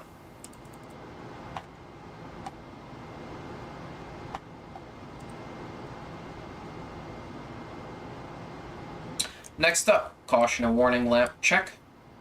So all lights, very good. And we get the two RCS ones plus all of the master alarms, so caution and warning checkout is good. We're going to do a CMC self-test. Now, normally Houston would tell you if they want you to do this test at all. However, we're just going to assume that they want us to do it for the purposes of the tutorial. So to do the self-check, you're just going to key verb 37, enter, 00, enter. And unfortunately, that means PTC will be terminated, but tis a price you have to pay. Verb 25, noun 01, enter. 1365, enter. And then you're just going to key in all zeros for these rows, which can be done with the shortcut enter, and then enter, and then enter. And all three of those rows will put in zeros. We can check that with verb 15, noun 01, enter, 1365, enter. You can see all zeros. We're going to start this up for the check, so verb 21, noun 27, enter. 10, enter. And what we're looking for is that row 2 is greater than row 3 within the first 78 seconds. If it's not, then there's a problem with the CMC. We can see this is already true, however, I like to just wait for one more count just to verify. Since it starts with 1 in the middle right away, we can see, yep, it is looking great. So verb 21, noun 27, enter. Then keying a 0 and then enter. That'll just terminate that. We can do verb 37, enter, 00, enter. And then, oddly enough, even though we have no lights, the checklist for this has you also key reset. We can do a DISCI condition lamps check. So verb 37, enter, 00, enter, just to ensure we're back into program 0. Verb 35, enter. Key reset to test the logic of that. And that's all good. Verb 37, enter, 00, enter. We get the CMC light and master alarm. We can push that. The CMC light will turn off, and the lights for both of these will turn off very shortly. Follow it by a reset. And there we go. Lights are off.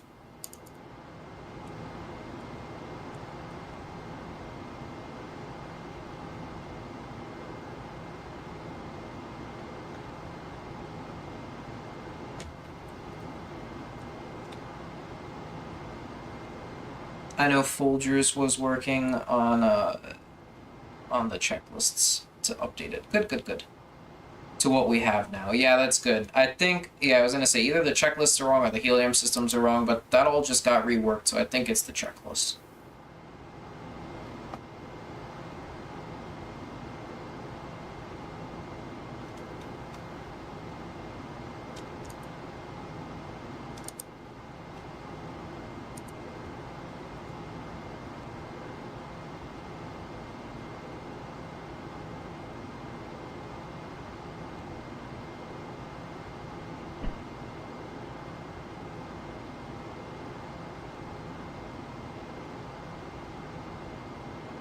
Alright. We're coming up on the time to terminate the PTC.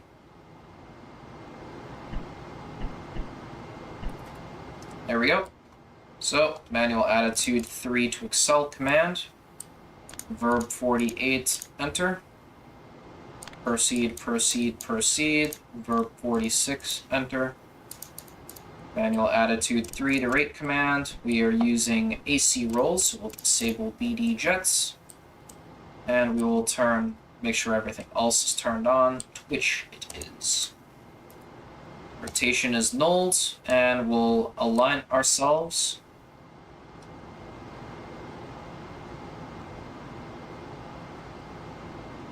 We'll align ourselves to our preferred orientation for the entry.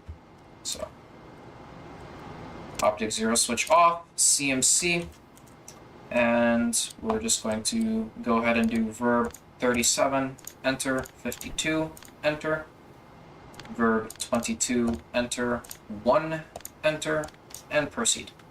We do get a program alarm, and this alarm, if I pull it up with 0509, it's a 401 alarm. And what this basically means is that we're going to orient into gimbal lock if we do hit that proceed key.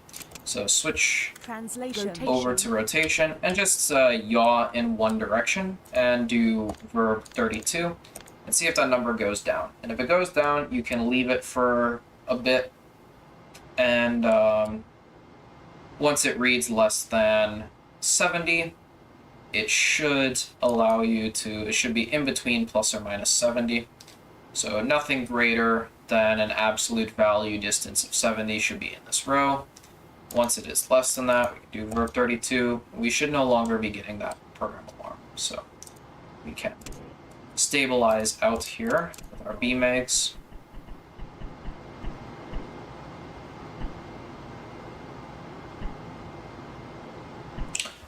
We are this close to entry now. If the size of the Earth is any good for you, we are preparing for entry right now. We've got a mid-course correction 7 is what we're performing. And ensure we're on CMC free for reasons I am not entirely sure about. They say it's because when you torque the IMU, it could accidentally cause something weird with the SCS to go off, or if you're on CMC auto, it could cause the auto coils to fire. I don't know. I've never had any of that happen to me, because when you do the the course align, the in align mode comes on. So I've never had a circumstance. But you know what? With pulse torquing, the in align mode doesn't come on, so that's probably what would cause your jets to fire like crazy. But we're always going to do course align unless it tells us to, since these are significantly big changes. There are circumstances in which you would perform just a pulse align if you need that initial alignment to be really accurate. You would do a pulse align. For instance, I think it's in Apollo 9, they did a test of a pulse align and did not do the refs mat option after that. So they did the pulse align and then they terminated P52. So there is that sort of thing that could happen as well. And the last one is 56.22.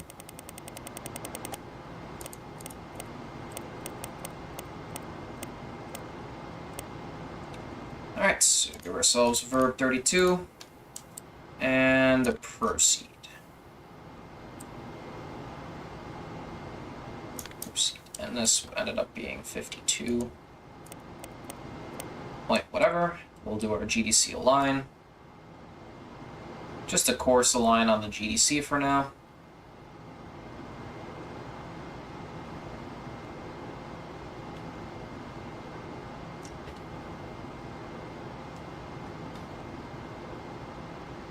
And we're in.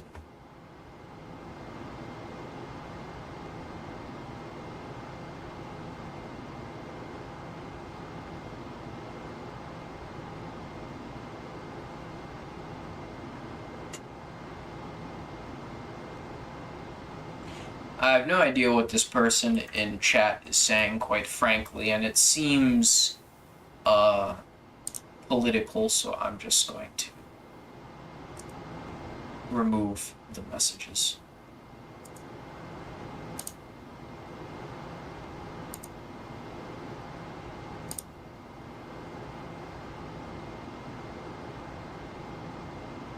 DAP doesn't fire RCS due to attitude change. Yeah, when you do the course align, it goes to in align mode, so it shouldn't fire the autocoils. But I remember that when you do the pulse align, it doesn't go to in align mode, which is why pulse aligns are super accurate.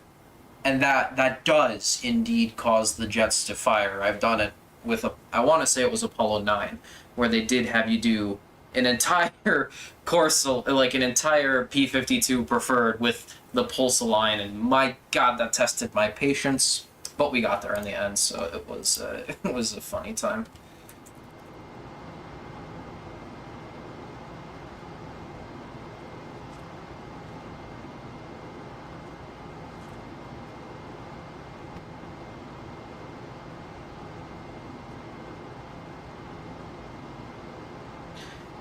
So yeah, that's the reason for it, in case you can't do a course align, or if the in align mode doesn't actually come on or something, it will actually fire the jets, so.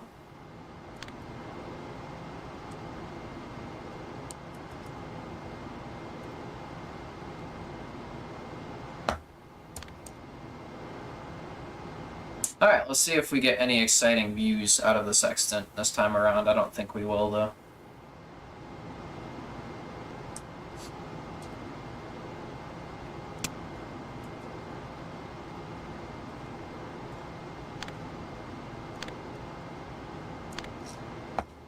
It looks like we may be slightly rolling a bit, too.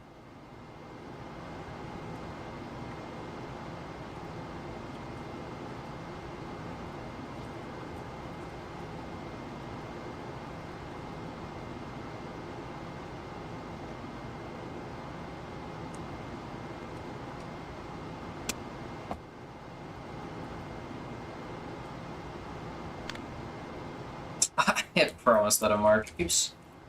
It's a good thing that that doesn't get rid of that on P52, but it would on P20, so be careful. Can't say that would be the first time I've done that, though. It's a very, very easy mistake to make. There we go. So just a little bit of pulse torquing here at the end. super tiny amount. And I think I did see something interesting out of the sextant, so let's investigate. The moon. Can we get it? Oh, we can't. Just barely. Oh, that's unfortunate.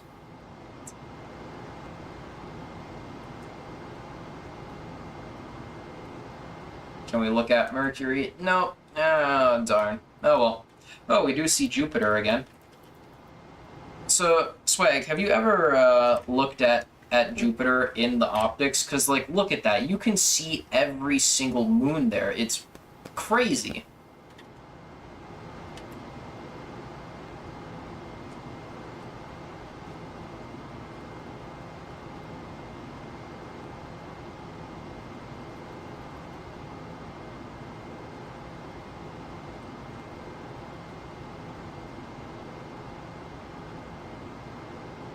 Yeah, it's crazy cool looking. I'm probably wasting time, like, we got a burn coming up. But sometimes you just have to stop and smell the roses. Alright, let's do our final line of our GDC now.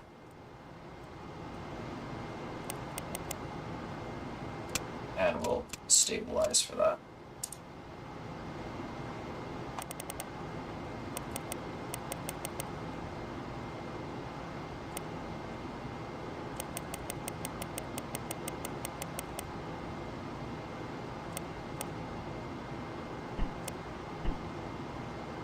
There we go. I was wondering when they were going to fire. Jeez Louise. And that's good enough.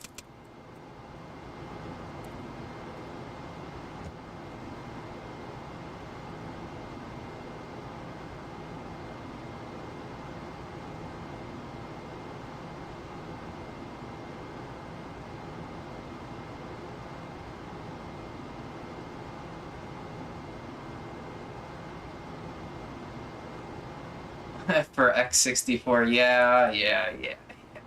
I know, but still, it's cool, and that magnification, I think, is the real magnification. All those boxes shouldn't be there, but quite frankly, that's probably the least of NASP's concern, as it doesn't hinder gameplay in any way, shape, or form.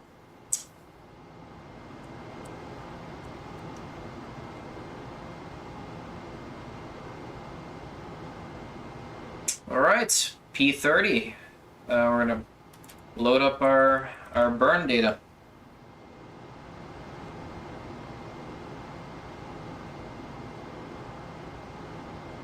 Here we go, MCC7, so verb 37, enter, 30, enter, 192.04, 4.02, 4.01, let's investigate to see if this is just one of those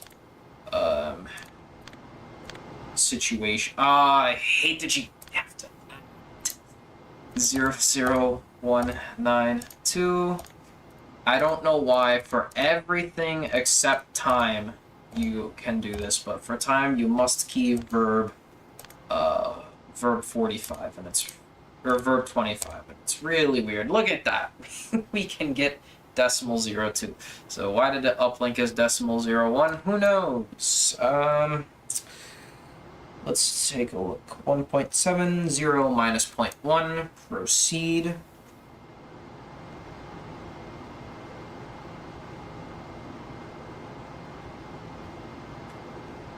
At 20.6.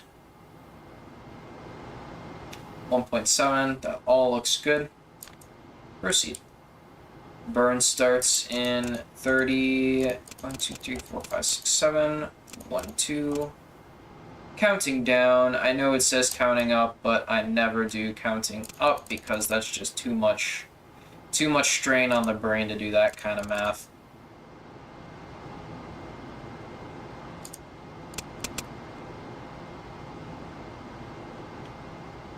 Ugh.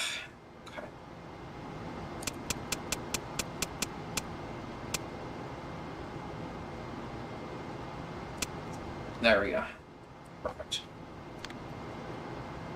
0, enter. Terminate battery charge. Battery charge off.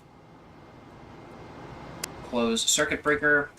And we'll just investigate our manifold real quick. And we do not have any accumulation of any sort of explosive gases, so we're good in there. Good stuff, good stuff.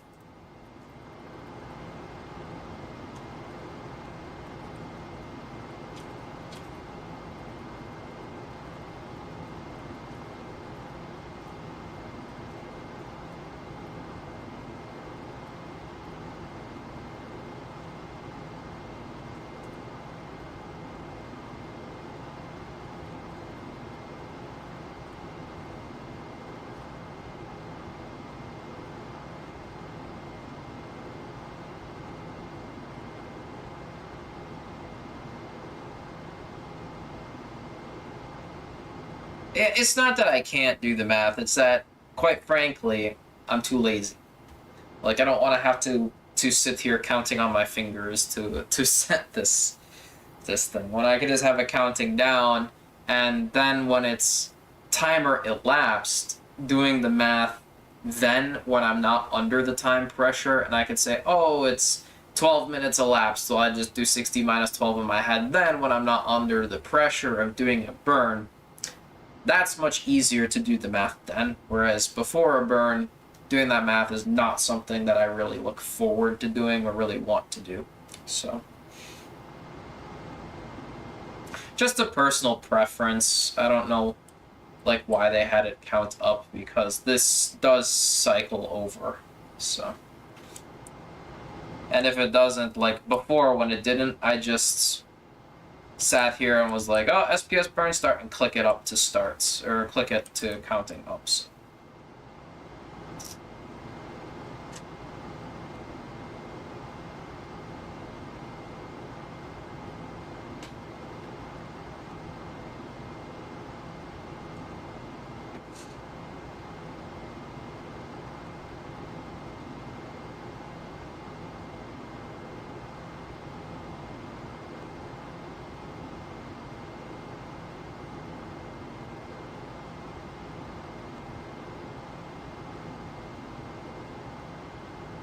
Never be able to re-enter.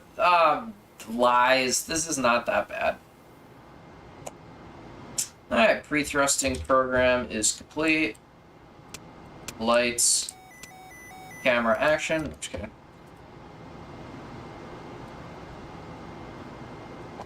EMS Delta V test. We'll start with our null bias check.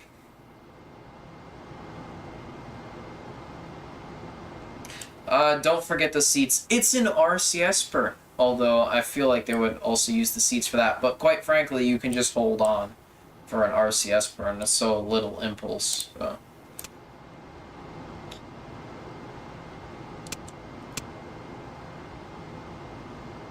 Although not the pilot, I feel like the pilot would be the one in the seat, but everyone else could probably just hold on. But yeah, we will need the seats for entry, so maybe at this point they would have installed it, but there's so much stuff we have to do in the lower equipment bay that I don't know if they would have put the seats up yet, so.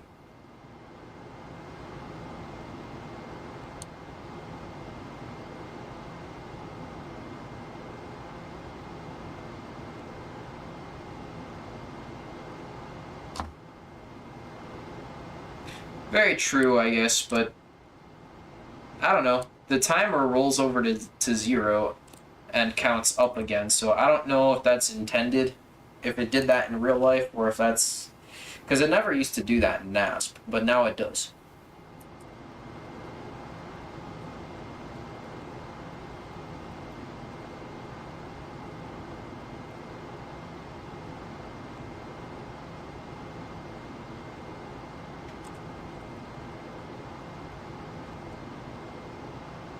Alright, oh, that's...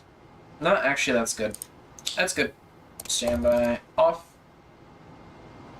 Delta V set, we're looking for 1.7.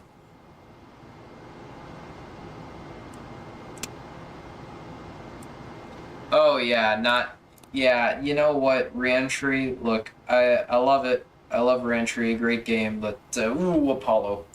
So, we'll just, you know, we're doing NASP for Apollo. The other space vehicles are great, but just Apollo is very, very glitchy right now, so we'll let Apollo be.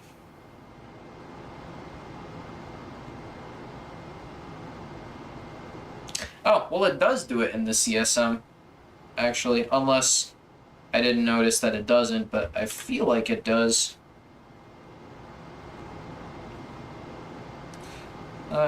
It never used to, but I feel like it does now. Well, it'll be a good test. We'll see. What am I looking for? You know, it was supposed to tell us if it was a 2-jet or a full 4-jet burn. It's 1.7 delta V. Burn time is estimated to be 4 seconds. That sounds like 4 jets to me.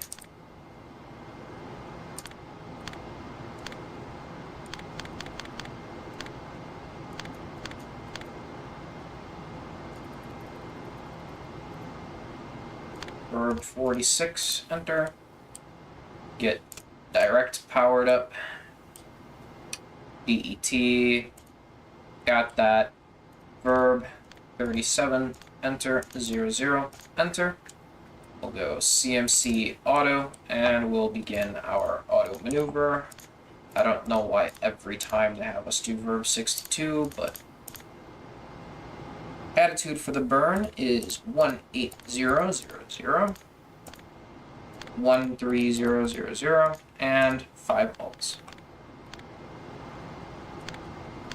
Alright. You guys can watch the spacecraft do the old maneuver. And I, in the meantime, will take a break whilst it's maneuvering. So I'll be back.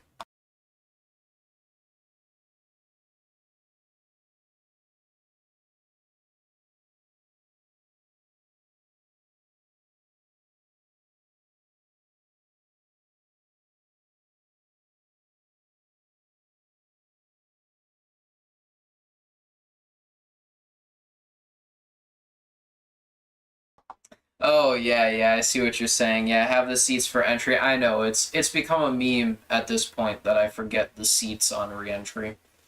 Yeah, you're gonna have to remind me after we separate. So, you'll remind me then.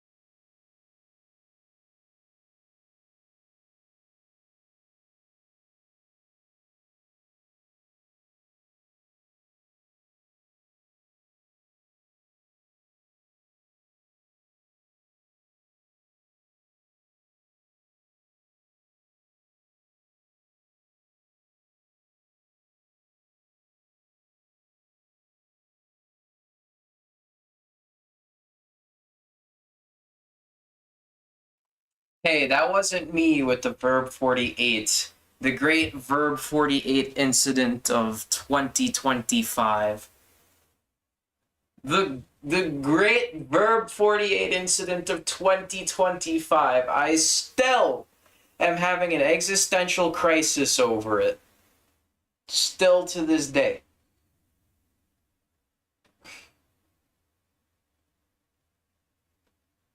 Which, like, yeah, if Rebel's in the stream, I'm sorry, but it was funny. It was really funny.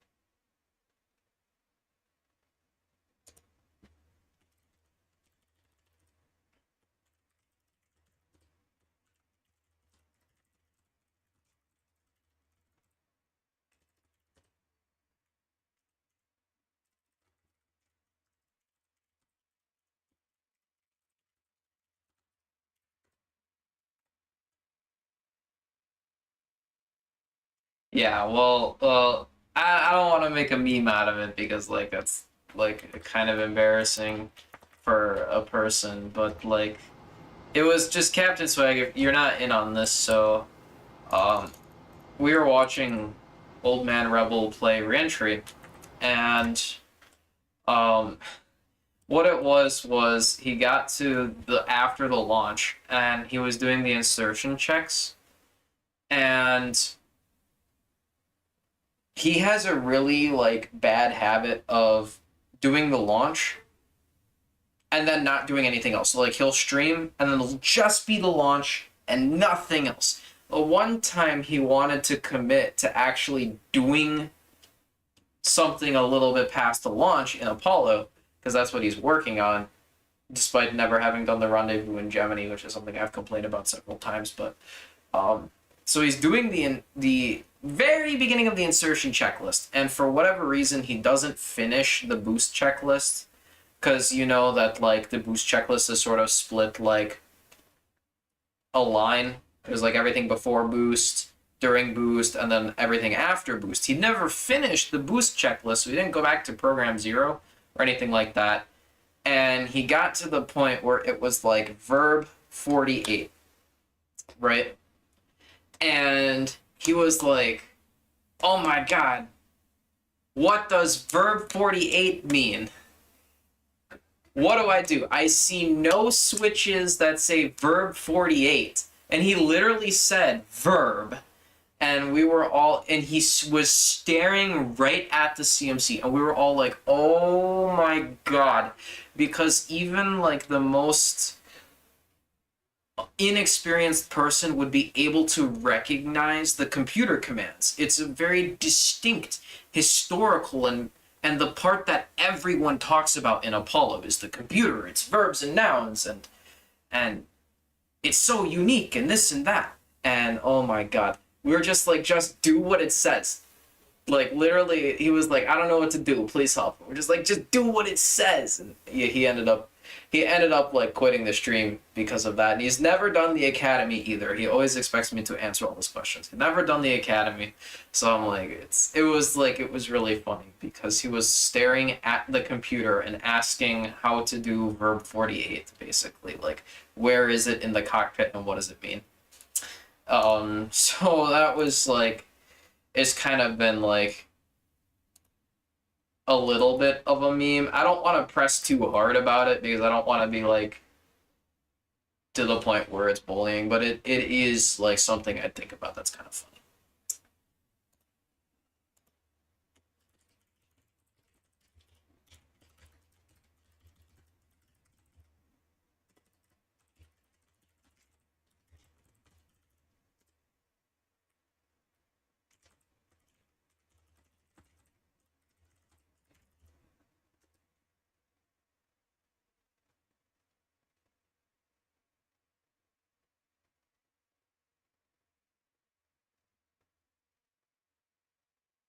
Yes, that is exactly why it was funny to us, right? Because he had to see the computer command nomenclature to do any of the pre-launch stuff. He had to do verb 37 enter 01 enter. So it was someone who just does reentries of Old Man Rebel. They're not in the Discord or anything. they're like in their 30s. They're not Discord or anything like that. So, but we were like, oh, we literally were like, you did this interfacing with the computer to get through the launch, kind of a dealio. So it was kind of crazy, to be honest, but yeah, it was crazy.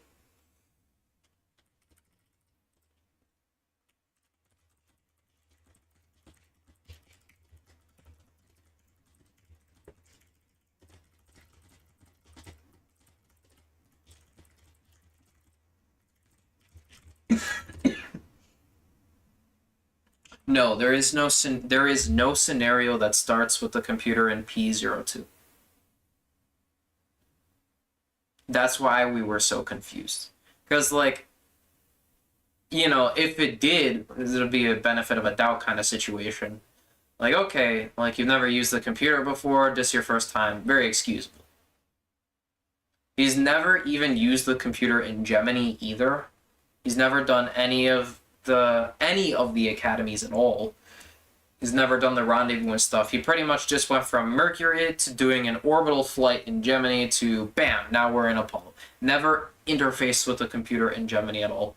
So I'm upset that he did go from like Mercury to Apollo basically, and now is kind of shot himself in the foot because of it.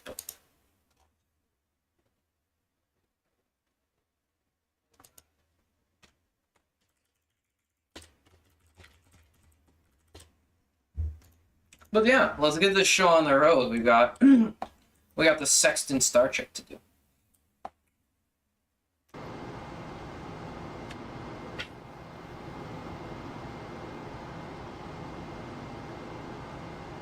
He knew it was verb, but he was seeking out a switch that said verb. Yeah, verb 48. Exactly that. He literally said verb 48. And it was like this. I'll reenact it. It was literally like, I don't see any switches that say verb 48. He did this, and was like, I don't see any verb 48. Ended up here as he was saying that. I was like, oh my god. Kind of a weird situation, but yeah, he never did the academy and stuff, so I was like, I can't really help someone that doesn't want to help themselves, and I know that they really want to do this, but in order to do it, you need to put in the time. You can't just, you can't just will it into existence. You have to practice and everything. And that's not where it is, Practice makes perfect. Alright. Let's check our burn attitude, and since we're not in any sort of stable orbit, this will actually work. Half the time, MCC can't find the proper sextant star because it technically doesn't know where Earth is or the Moon are, so you get like a sextant star that's occluding the surface of whatever orbiting body you are at. But in the translunar and trans-Earth coasts, it works perfectly, so it's a great demonstration of what exactly this looks like. If you're in the right burn attitude, the star will be present anywhere in this circle, so pretty good. And then I'm always a fan of nulling out the optics by setting the now 92 flags to 0, just so that when I do the next P52, it doesn't torque right to that attitude. Super annoying to me when that happens. Verb 37, enter. 41, enter. Rate 2, rate 2, rate 2. CMC auto, and we'll transfer attitude control over to P41.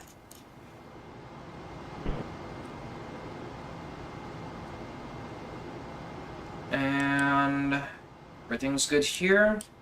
Center of gravity is good, and we can get up at 1, rate 2, and slam the enter key.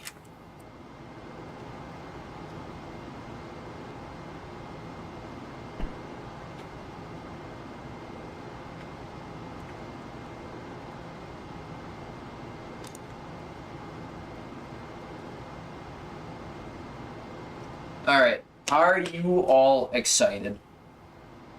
Alright, this is what it is. You all should be excited, right? This is one of the very few lunar entries that are actually available to watch on my channel. Hopefully we don't die, right? Swag, did I ever tell you what embarrassing thing happened to me? Absolutely rubbish noob mistake I made? The video is still public, by the way. I never took it down. I'll always publish all of my mistakes. But basically, you know, right at the end when you're sort of at the end of the entry and it tells you, oh hey, if the range to go on the computer says this, you need to be heads down or sorry, lift vector down or lift vector up, or if it's 0, you need to be like sideways and stuff. But so I was really focused on this. Completely did not notice the altimeter was actively ticking down. We got to like 80,000 feet before I actually noticed it. I was like, oh crap, and I tried to like open the parachutes and they just ripped off and I died. So that was the very embarrassing thing that happened to me on the middle of a tutorial nonetheless. So that is why there is no tutorial for Earth orbit entry. And it's something that I was going to make whilst recording the next series. So, but the live stream is still up. It's not on the tutorial playlist, but the live stream is still available publicly to watch. So you feel free to shame me, because it is deserving of that, and you can tell the nasty like, ha, you were too distracted and didn't open your parachutes in time. Translation. It's a very real problem. I get easily distracted. I'm like, oh, it's not perfectly 0. I gotta keep correcting it, and then I die. So it was very funny.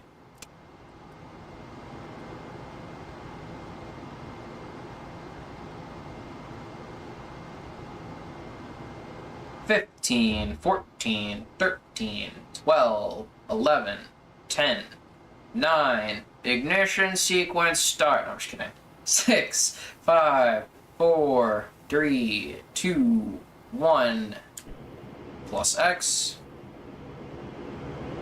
Cut off. Yeah, I'd say that's about 4 seconds, so 4-jet bullage was right. Thanks, Mission Control, for providing me that crucial information.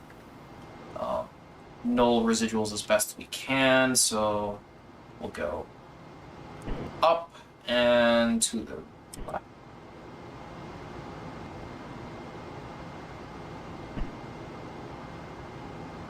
And that's probably the best that I can null them, so I'll say that that's definitely within the realm of good enough. It's definitely... See, this gets a little bit tricky.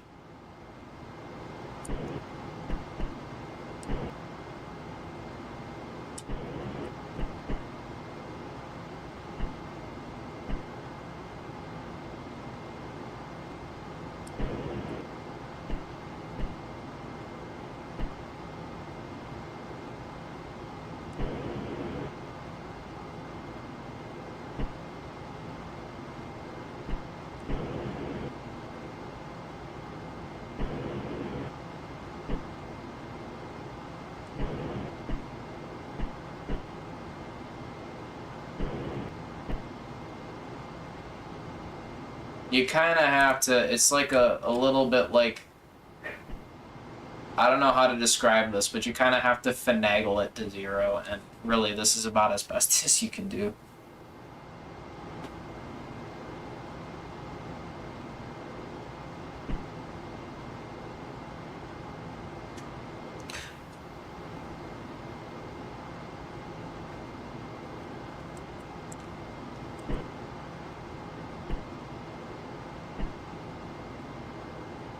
Oh wait, we're only supposed to trim x-axes only. What am I doing? Alright, proceed. 0, 0. That's fine. Alright, standby off. THC off. Direct power off. Rate 2. And verb 82, enter. Proceed. Let's take a look.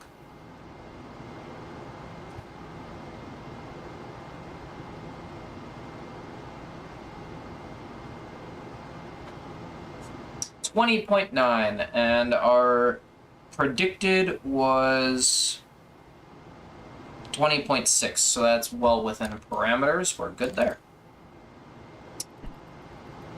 And we can see the clock did roll over in the CM, so that's interesting.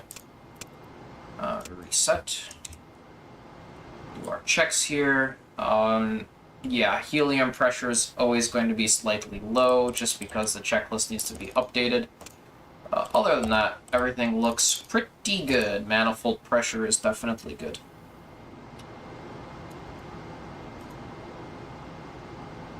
SPS monitoring will omit the preheat, since we're not preparing for an SPS burn. Helium looks good for 11.3%. Nitrogen, we've got plenty of relights capability with the valve actuation out of the nitrogen tank, so we're good there. Quantities are good. Injection valves are closed. Auto barber pole. All this is good.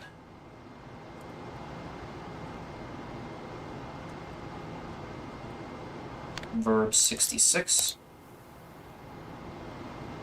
That's it. No active checklists for a little bit until we start preparing. We're going to go wide deadband hold. There we go. And look at that. Look at how big the Earth is getting.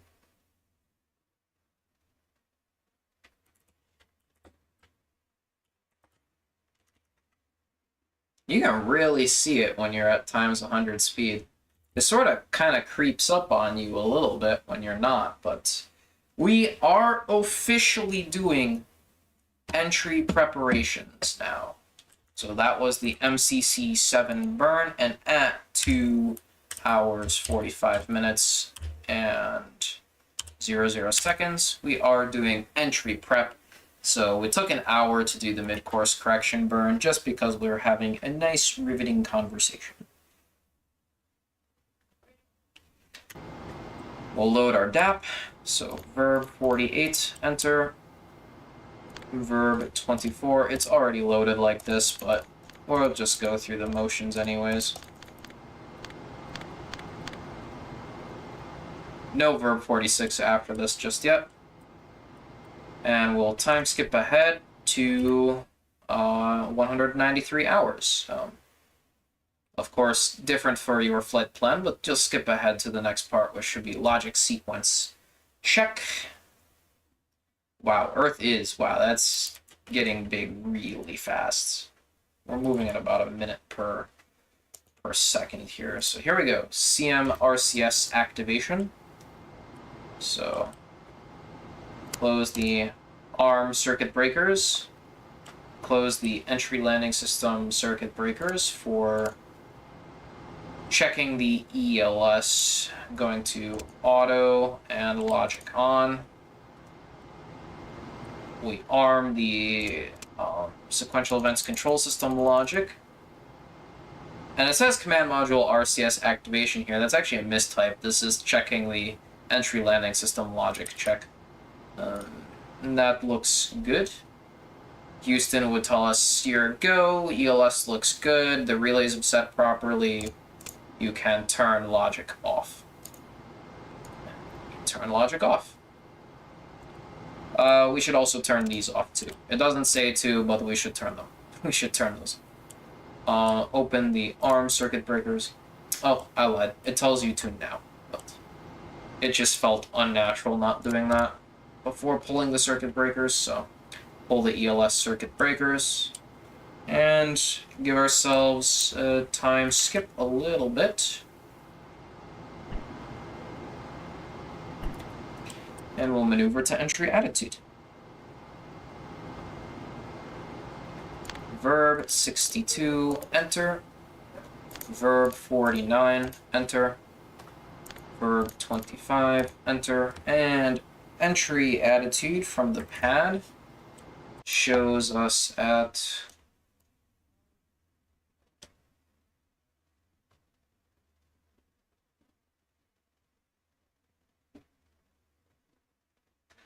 0, 152, 0.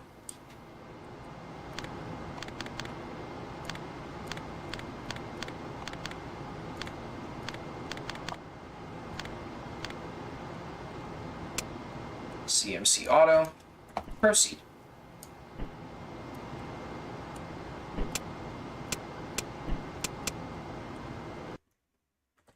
Okay, it's been a little bit of time since I read one of these pads, so excuse me while I refamiliarize myself.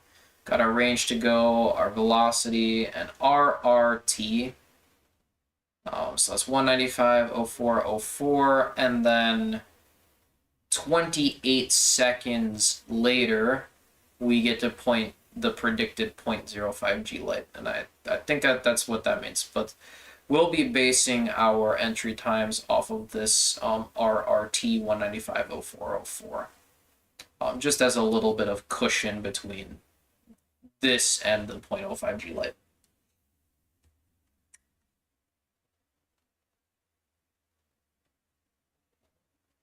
If the service module is going to jump scare, what do you mean jump scare? Like if it's going to sneeze? Do we have high wastewater? No, we don't.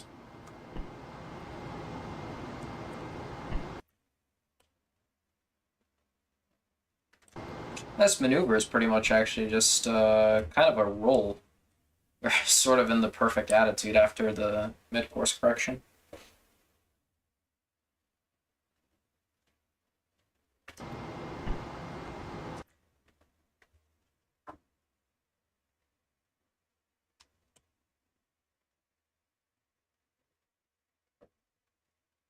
All right, we're in attitude.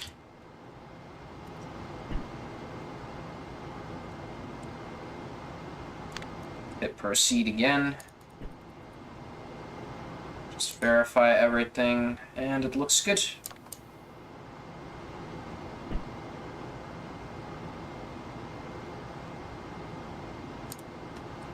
Optics 0 switch off. Now we are waiting for entry T-minus 2 hours, so we can see. We're just going to base it off of 195, 04, 04. It's not too much difference here. And it is a nice cushion for beginners, as well as me. I like an extra 28 seconds cushion. It's not going to kill us to take it. So entry interface minus 2 hours. So that puts us at 193. So we are slightly behind, but that's okay.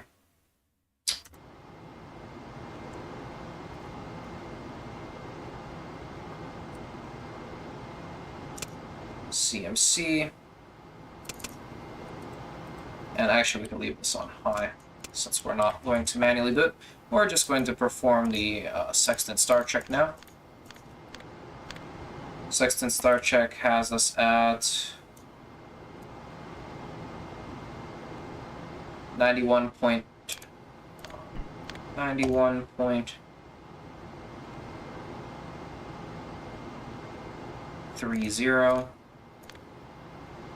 and 16.1.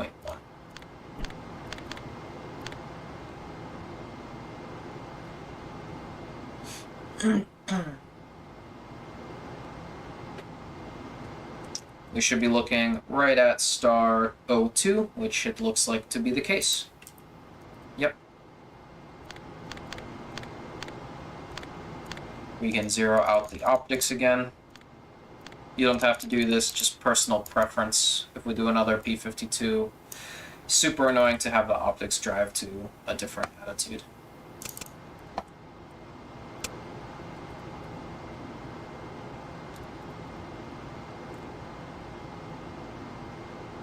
Alright, coming up on 193.25 now.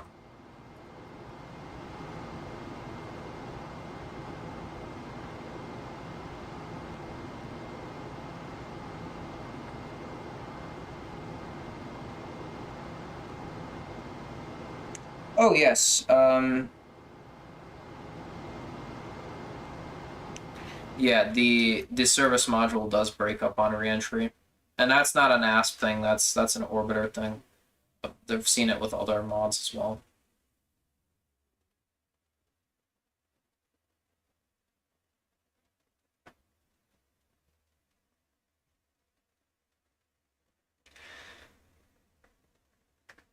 Well, we'll see if it does the jump scare. I personally have never been jump scared by it, but I've heard the metal crashing in my audio, so I know what you're talking about.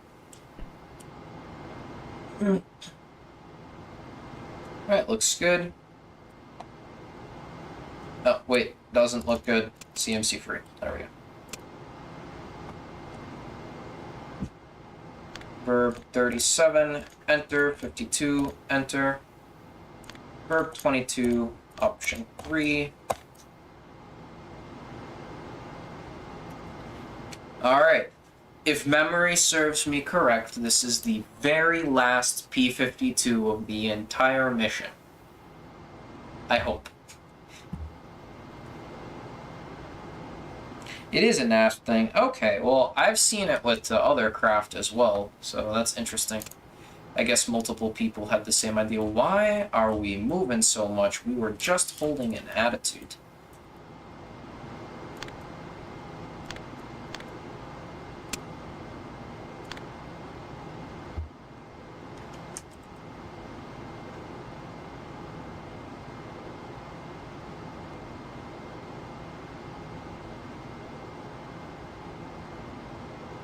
Oh, good.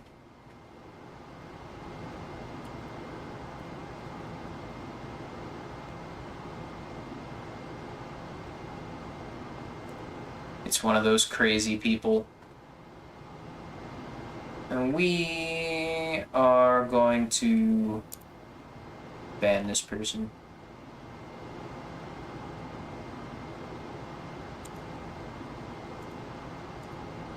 Just gonna put them in a timeout real quick.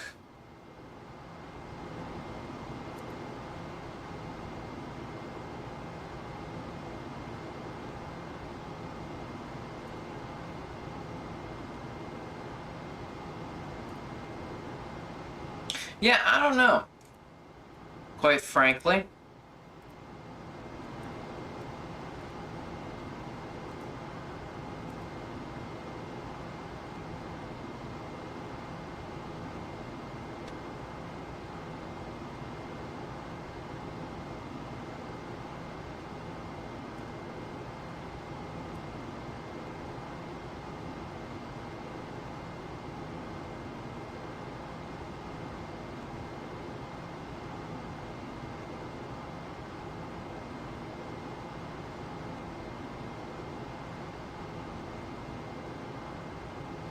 Yeah, quite frankly, I don't know. Look.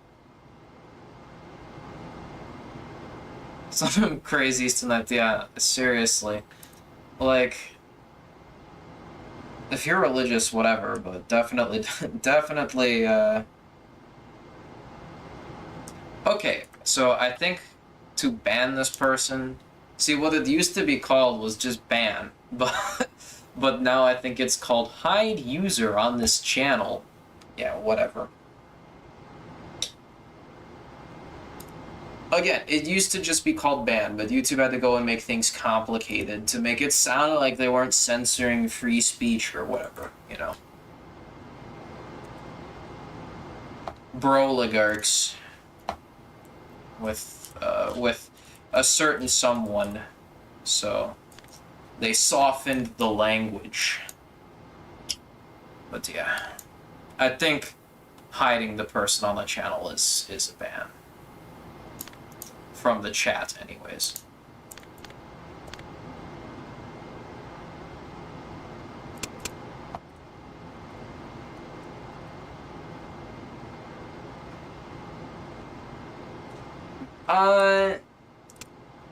No, we had a flat earther before come up in a chat, and that was really interesting.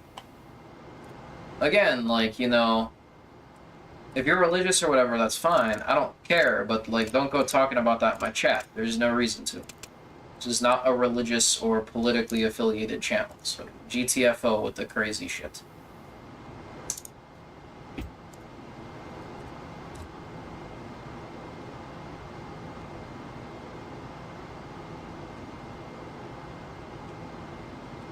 Guidance, navigation, optics, power off.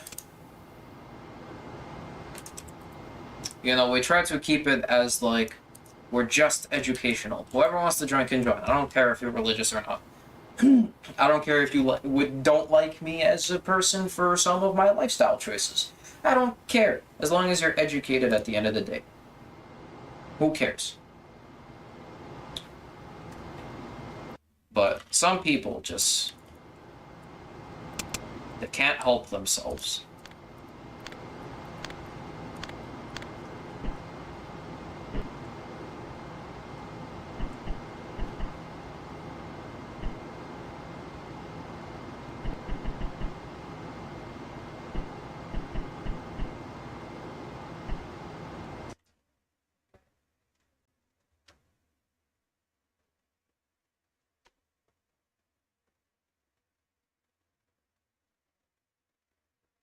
Yeah, see, there's the flickering around the Earth here.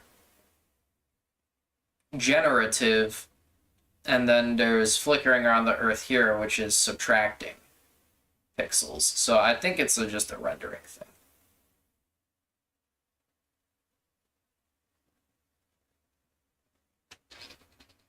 Oh yeah, that was definitely a bot. 100%. 100% a bot. Yeah.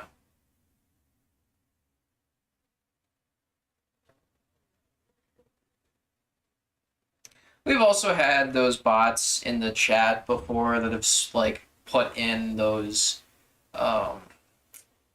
links to, like, NSFW websites, and yeah, it's a great time. I had to, for like a year, just every day, really focus on moderating even the comments too. Like, YouTube is a shit show. Detecting bots is like baby's work, and they can't even do it, so...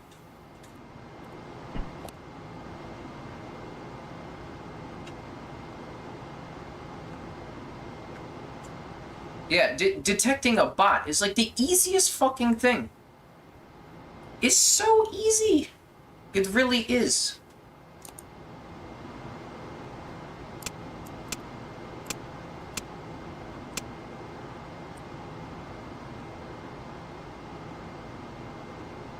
And you don't even need it. You don't even need to do like a captcha that's up in their face or anything like that either.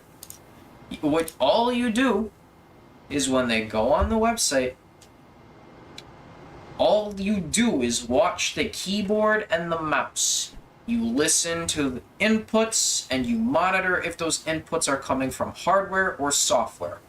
It is already built into CAPTCHA 4.0. Already a thing. You just implement that sort of system, and that solves all your problems. You don't need to store that data. You don't need to spy on people. Although website heat maps already exist, so like, yeah, they're already doing that. It doesn't matter. The algorithm's on YouTube, so that who cares at that point? So, like, if you're already going to spy on people, why don't you just implement this very simple solution to getting rid of bots? Alright, all tests passed in terms of the EMS, so we're good there. Excuse me, just need to not do that. Not do that. We need to do VIO set. And just slew that to the 37,000 feet mark. Or sorry, 37,000 feet per second, that is. There we go. And now range set. And there we go. Standby. Activates primary glycol evaporator. My favorites instead of deactivating. Deactivating is low-key kind of annoying. because you have to hold the switch for a minute and then subtract, like you have to increase it for a minute and then decrease it for 8.5 seconds. Super weird.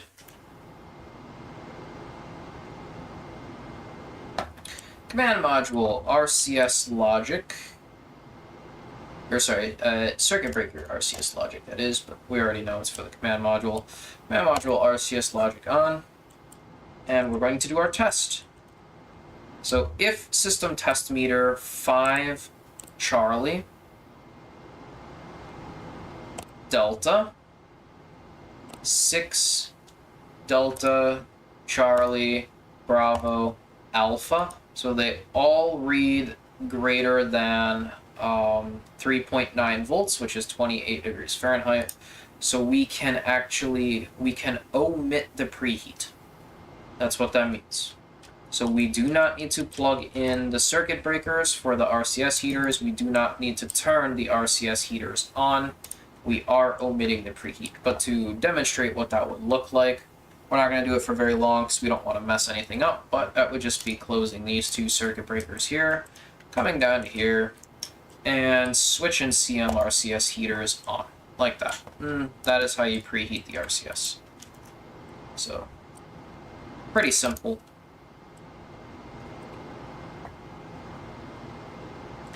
And we're up. Time skipping away.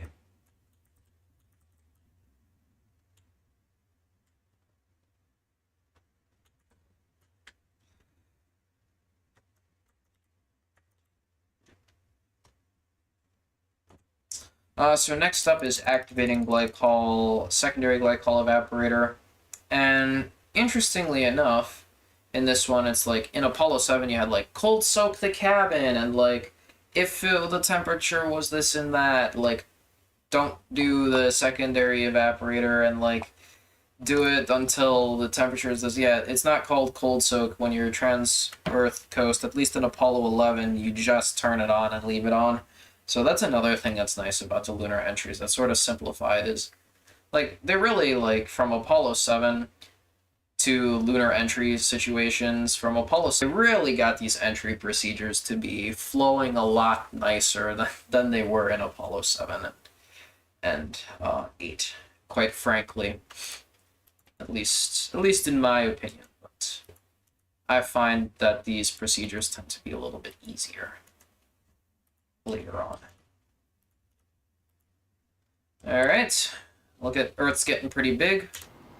We can turn off command module RCS logic. At this point, we would be terminating the preheat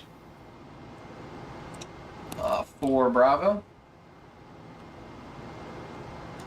We're going to verify the voltages look good there. Waste dump heaters and urine dump heaters off.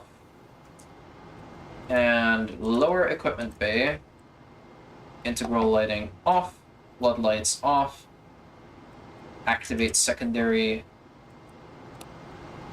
evaporator. We're just going to switch to the secondary metering so that we can monitor the pump rev up. We can look at the pump discharge pressure here, and we can monitor the sublimation here.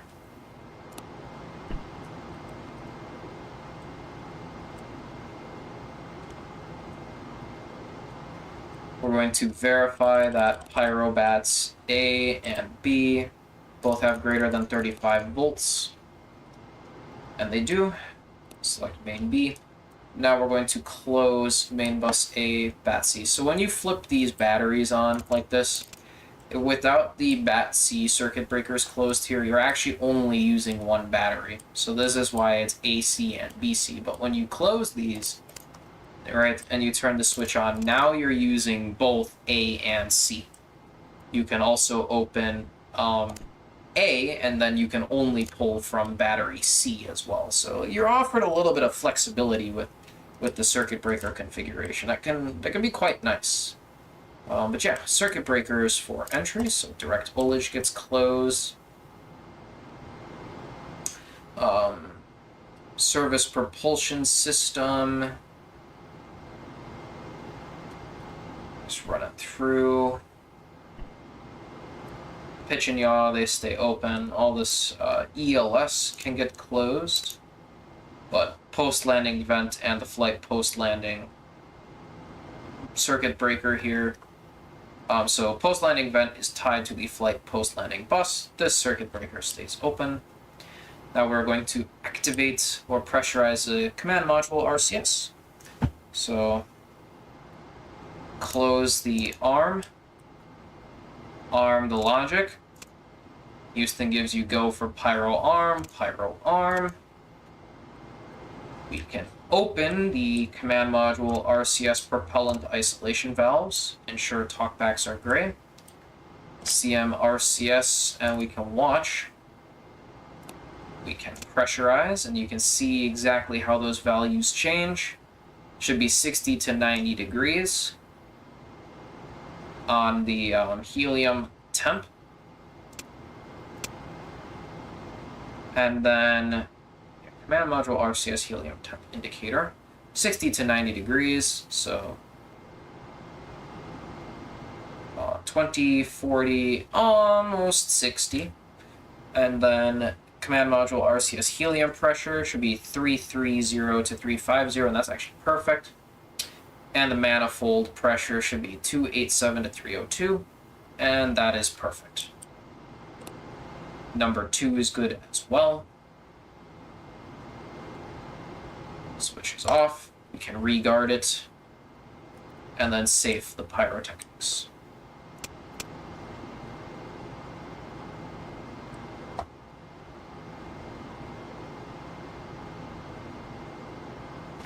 All right, any questions up to this point?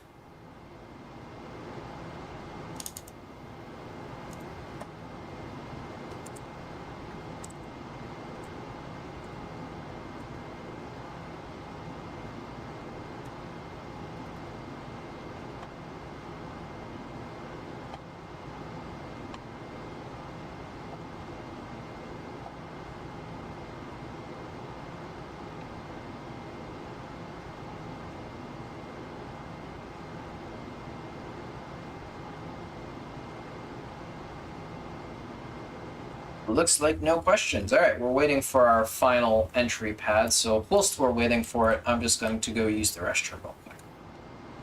Not really crazy. Went from coast to home in 3 hours. Absolutely. I told you I want to get it done. And I wasn't lying. I really want to get this done. So I'll be back.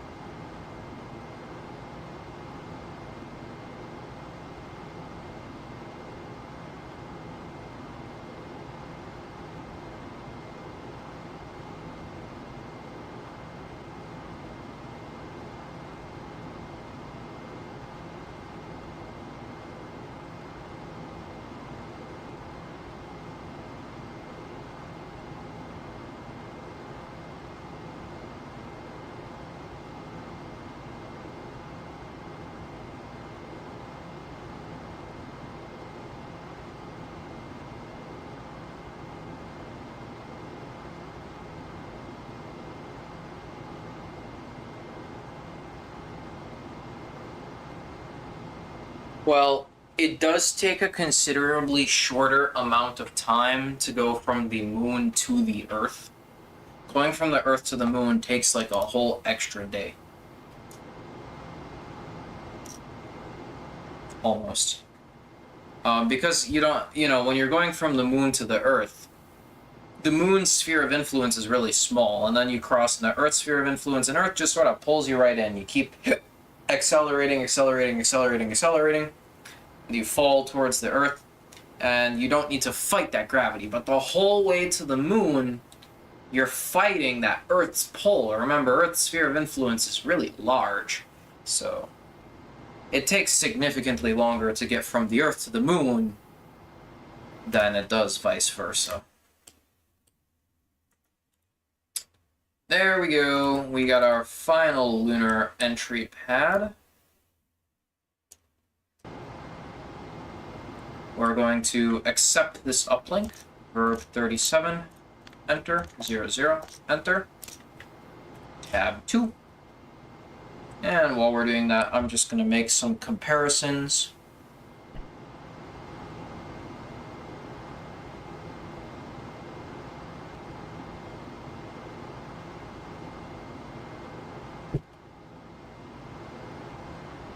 One, 4, 28, just a pitch, 4, minus 172, just 128, 6.5, 36, 209, minus 6. Okay, so things are slightly different, but velocity is going to be the same. Range to go is slightly less just because I did overburn just ever so slightly. So, looking good. I'm just going to go ahead and delete the pre-MCC7 pad, MCC7 pad as well.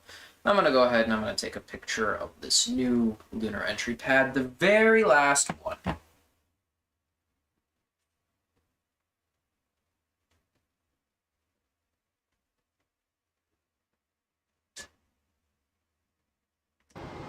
There we go. Our uplink is complete, so verb 37, enter, 00, enter. Verb 66, enter.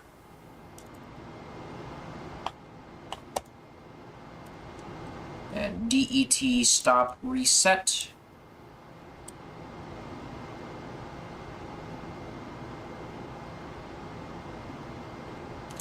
Then we need to set it to the time that our interface is at, which is 195.04.04. So 22, so we need to do 60 minus 22 plus 4, which is 42 minutes. 10, 20, 30, 40, 1, 2. And then 4 seconds. 1, 2, 3, 4. And then what it is just here. You know what? Let's actually do it counting up. Let's be authentic for once. Let's do 22.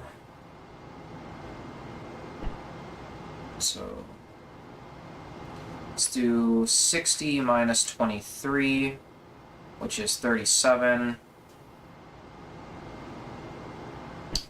37 minutes.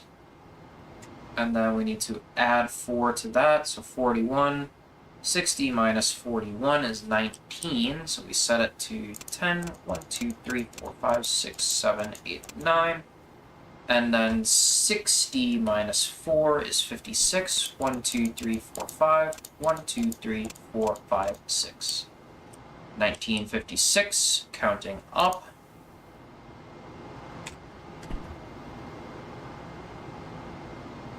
Five, 4, 3, 2, 1, mark.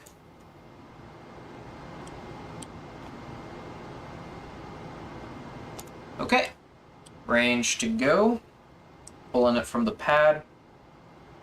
is 1189.3.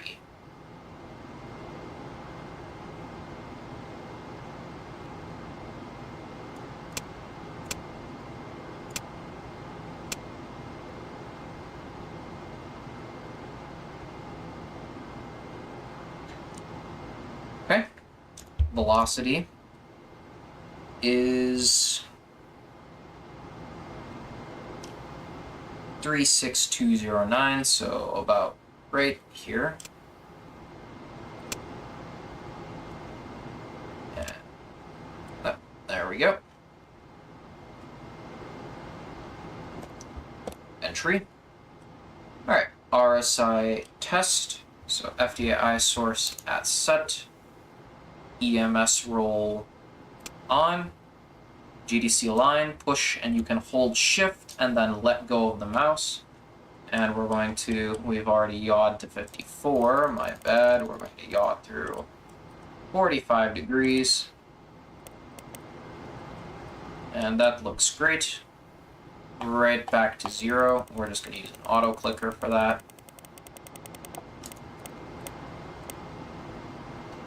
And there we go. Release. EMS roll off. And we just do a GDC. Yeah, momentary disconnect. Looks like we're still good though.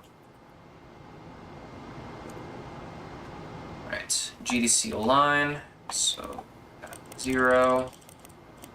Roughly 152.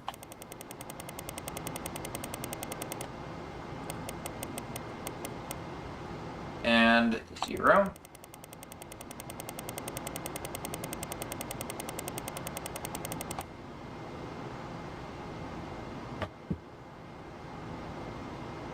I know I've realigned the GDC and pitch and roll.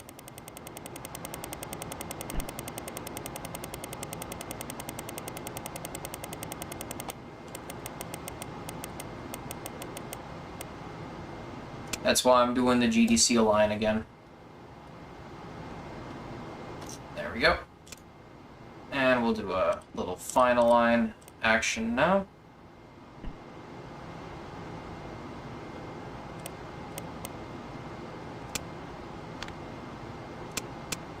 Looks good. Yeah, the procedure has you do a GDC align again, so for exactly this reason. Alright, we can turn off AC roll. Go to FCS, and we're now going to test out our command module thrusters for the very first time in the mission. Exciting. Could you imagine if they got here and then it was like, oh, the command module thrusters don't work? What would they have done? What would they have done? Like, seriously. Because, like, you know, after separation, it's like, oh, we're not at the right angle. We need to do, like, a small bit of radial in. You can do the seesaw maneuver. In fact, that was an actual thing they would have done if they needed to do that. Bob up and down because of the offset center of mass on the RCS thrusters. You can do the seesaw maneuver. But, like, what would they have done if they got to this point and they were like, ah, shit, the command module thrusters are dead? Like, is it just ballistic entry, or what are your options? You know, that's what I'm curious about. Anyways, I digress. Let's test out our Ring 2 thrusters.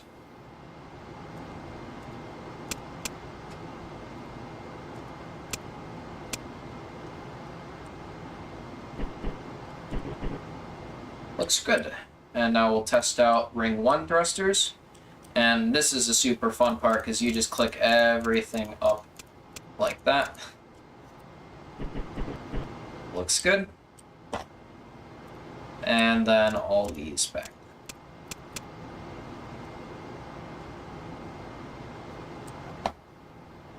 Service module. And we are already past the, oh wait, we're counting up. Woo, almost scared me. Forget. We're being genuine about the count up. All right, let's get ourselves back into the proper attitude.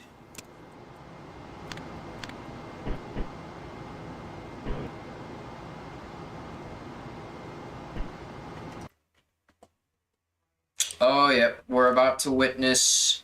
Well, I don't know if you could really call this another solar eclipse, technically, since we're returning back to Earth. But before, we had our own personal solar eclipse when we got to the moon, and that was something else. It was pretty cool.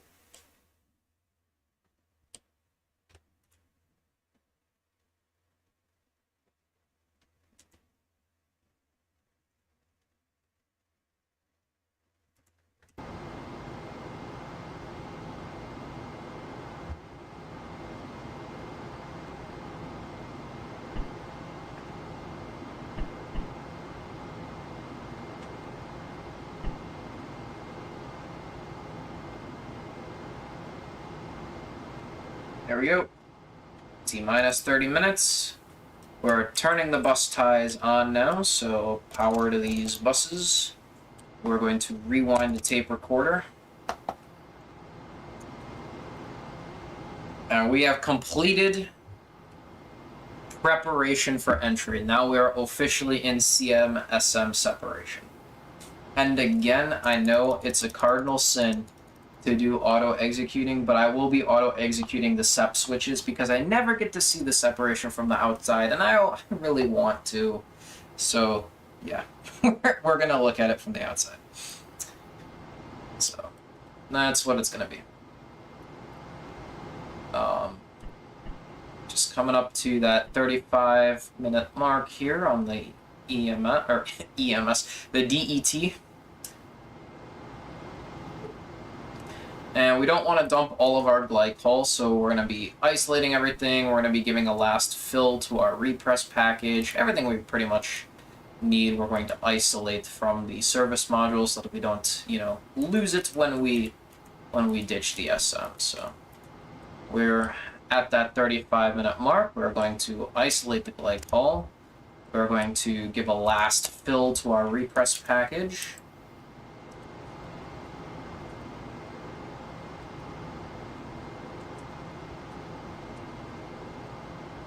And set it to on.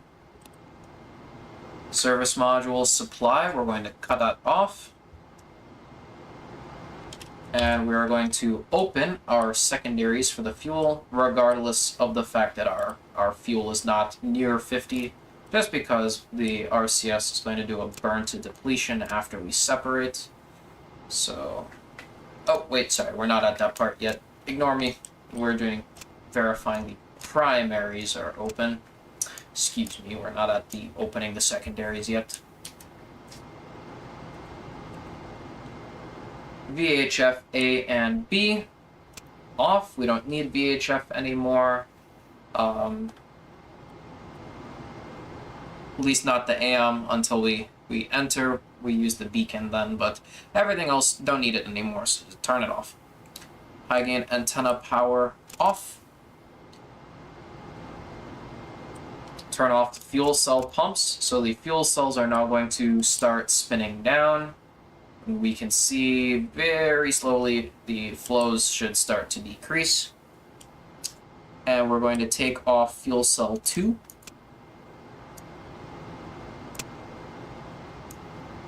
So fuel cell 2 is now open circuited. S-band power amplifier should go to low. And we're going to open the radiator control heaters. We're going to open the waste dump heaters, and we're going to open the overload heaters. We're going to turn off the potable water heater. When we get a master alarm, we're going to push it, but we haven't gotten it yet. Glycol in temp will go to the manual. We're going to maneuver to the CM-SM SEP attitude. And that is going to be pretty much a, oh, well, what do you know? It's actually completely different. I was going to say it's a yaw 45, but actually in this case it's a pitch up a significant amount. So we'll go SCS, CMC mode free, and I'm actually just going to do this on Excel command. I'm just going to do some nice pitch up, and then zero out that yaw. I hate when that happens, but as it is, offset center of gravity ever so slightly. Pitch up to 265. You can go a little faster.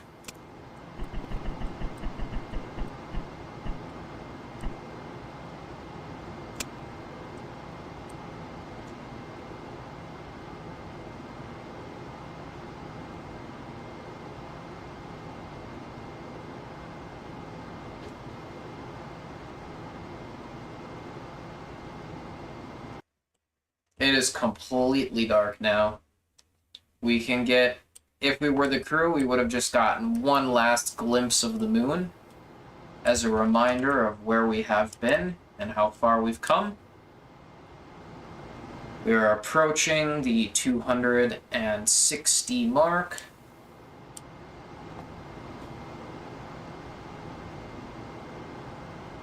$260.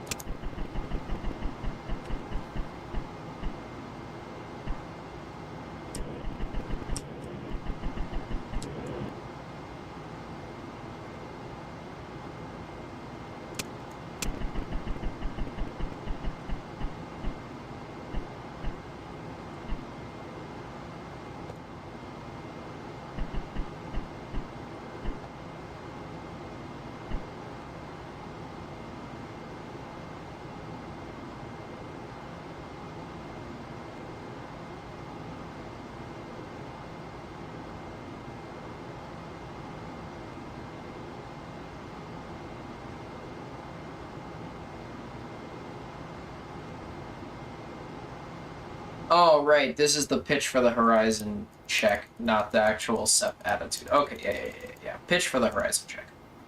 That's what this is. Just have myself a look ahead in the checklist. I'm gonna perfectly get this sort of centered out here. It drives me nuts when it's not perfect.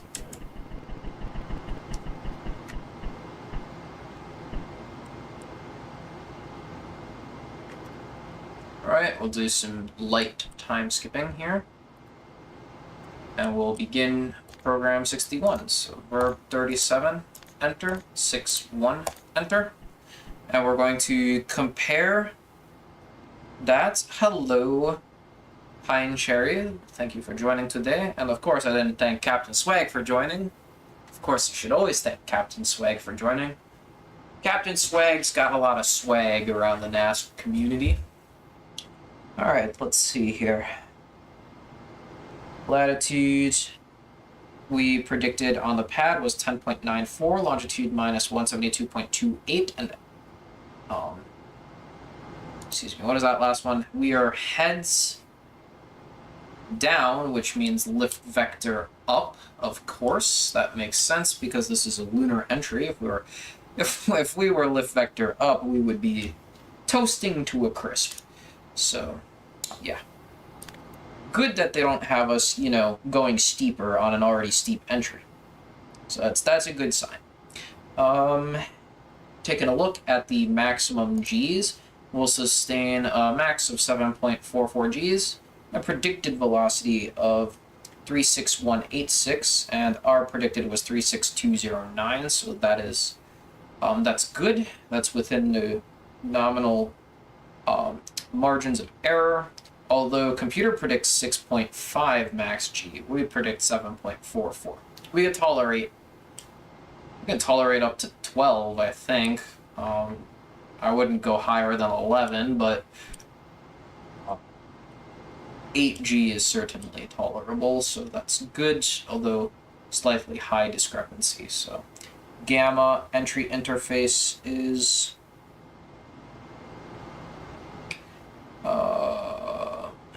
minus 6.66. I'm just looking for that gamma value. I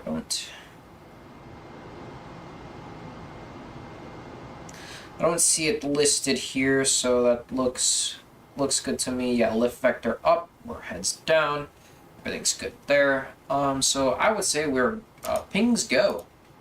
Oh, wait, hold on. Before we determine that, range to go is shuffling through the pads. Gets a little bit hard to read this last pad. Range to go 1189.3, 1214.3. That is within those good margins. Velocity 269. Okay, oh, I see the gamma. Okay, we had 6.6, it's minus 6.5. That's good enough. TFE is minus 1806. So yeah, that looks good. I would say we're go for pings. So proceed. 5025, request CM SM SEP. We are, of course, not doing that right now. We're going to go CMC free, and we're just going to pitch up to track the horizon. Unfortunately, it's dark. And dark in NASP is dark, so...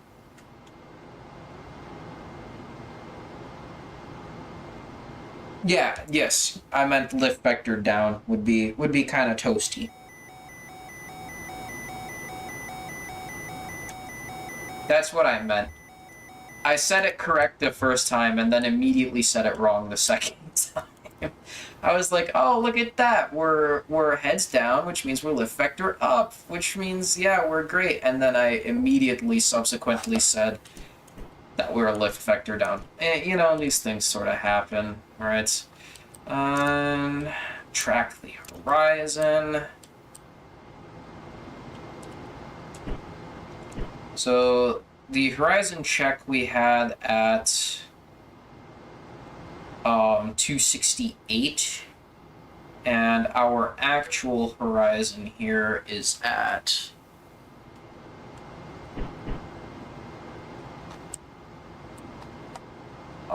268, and we're sort of chilling. Yeah, it's supposed to be within 5 degrees. And, you know, quite frankly, I've never had it within 5 degrees. But I think that is fine. Now we're going to yaw left 45 degrees. Or flip 6.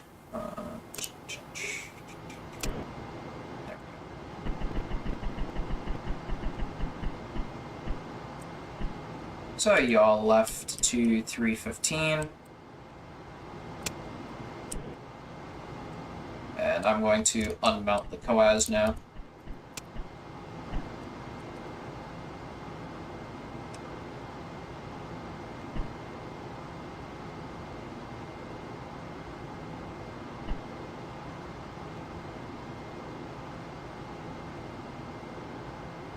Will there ever be lines on the windows? I wish that comes out at some point, but that's why I use the coas for that, because, yeah, the horizon check's supposed to be done with the lines, but you can do it with the coas just fine.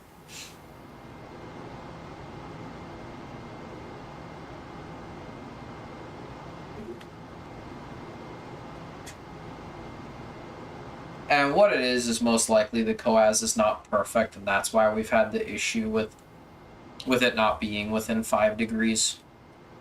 So that's probably where the issue's stemming from. But I saw it, and it looked good, so... You know, it's like, we're not crazy out of sorts, so I'm not complaining too much. Right. Rate high, deadband minimum. At 1 rate 2, main bus ties are on. We've bypassed glycol. We'd rather not vent that all out. Command module RCS logic on. Go for pyro R. We're a little bit late for separation, but that's a-okay. Alright, here we go. I'm excited to see this. I've never seen it before, so...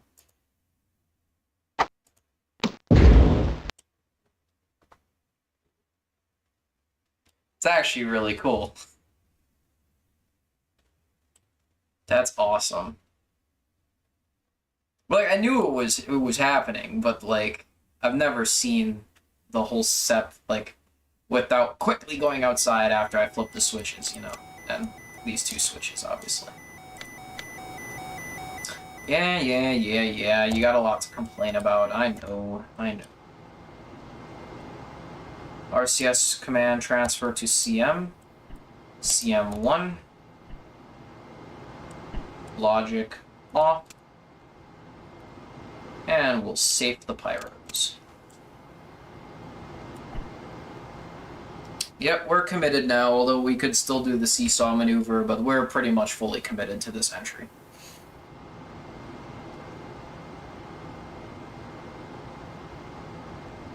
No, I love all the staging sounds are global, please.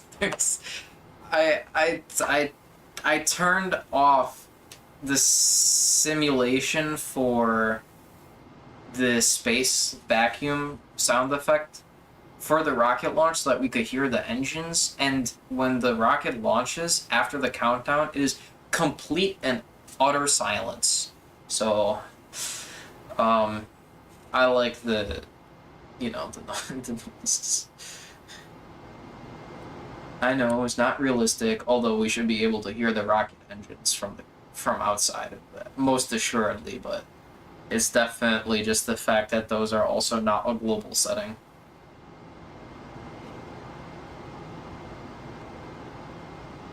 Alright, let's get ourselves situated on one ring here for entry.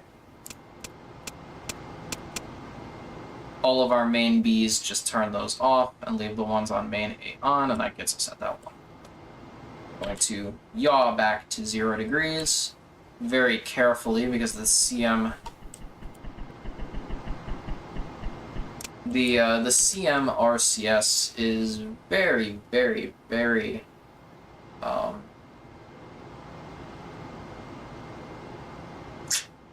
what do you call it? It's very touchy. I'll say it's very fast.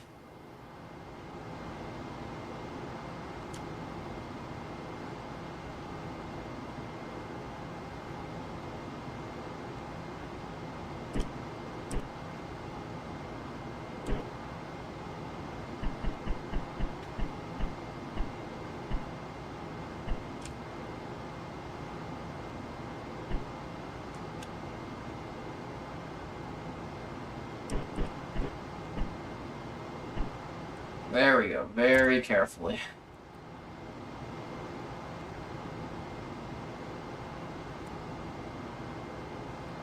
We should see some horizon. We can now pitch down for it, actually, now that some time has elapsed. So very excited that we can actually get closer to our horizon check attitude.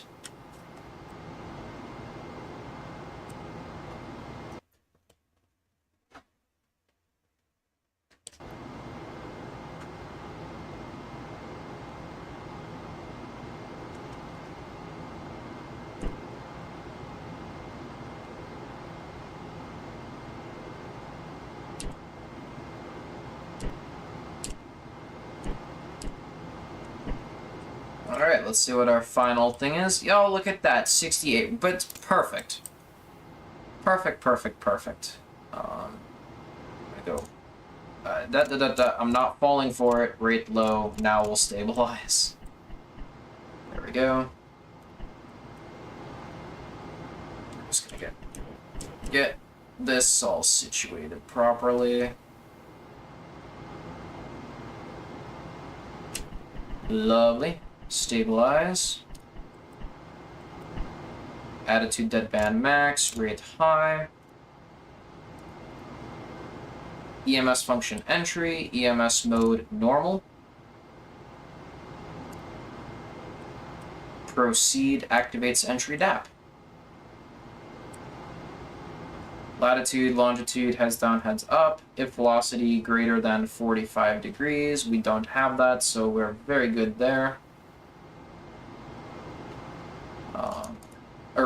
Just one more proceed. Then if we get to 0622, if degree of velocity vector is greater than 45 degrees, we do have an 0622, but it should switch to 0664 at some point. Don't forget the seats. Holy smokes, thank you.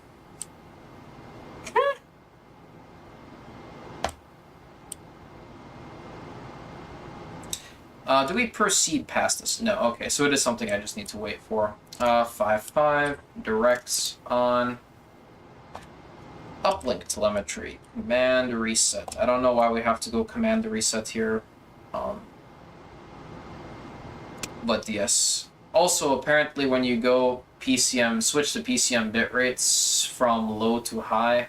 That's what it is. When you go from low to high, you need to do command reset first. I remember them talking about that in Apollo 13.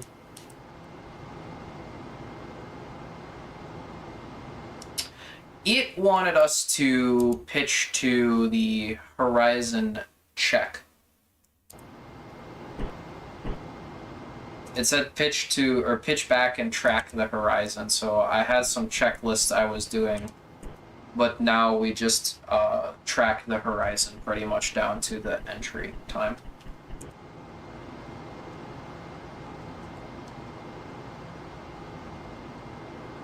Yeah, it says pitch to 400,000, horizon track attitude. Oh, you know what? Yeah, that's 1,000 horizon check attitude. Yeah, you know what? I bet that is just fancy language for entry attitude. I think you're right about that.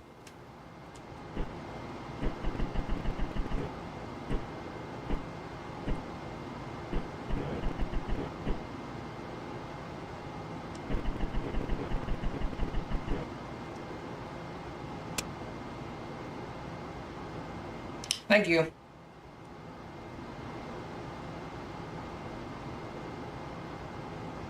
Yeah, we should be close to 152. Yeah, I think we can just go to 152 now. There's nothing harming us, but I think what it means is that it wants us to track the horizon down. I don't know. The checklists can be a little bit confusing sometimes, but we'll go to entry attitude. That's the safest bet, right? Because I remember that the pitch error needle should be coming down to zero itself out at that entry attitude. So there we go. We're going to fully stabilize here. Since I'm on keyboard and mouse, this can tend to be slightly difficult.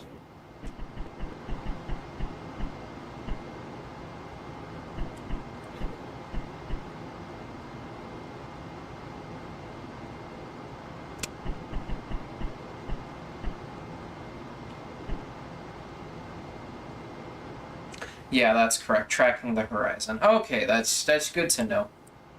All right. Well, we've already maneuvered here, so we'll sit here. That's fine.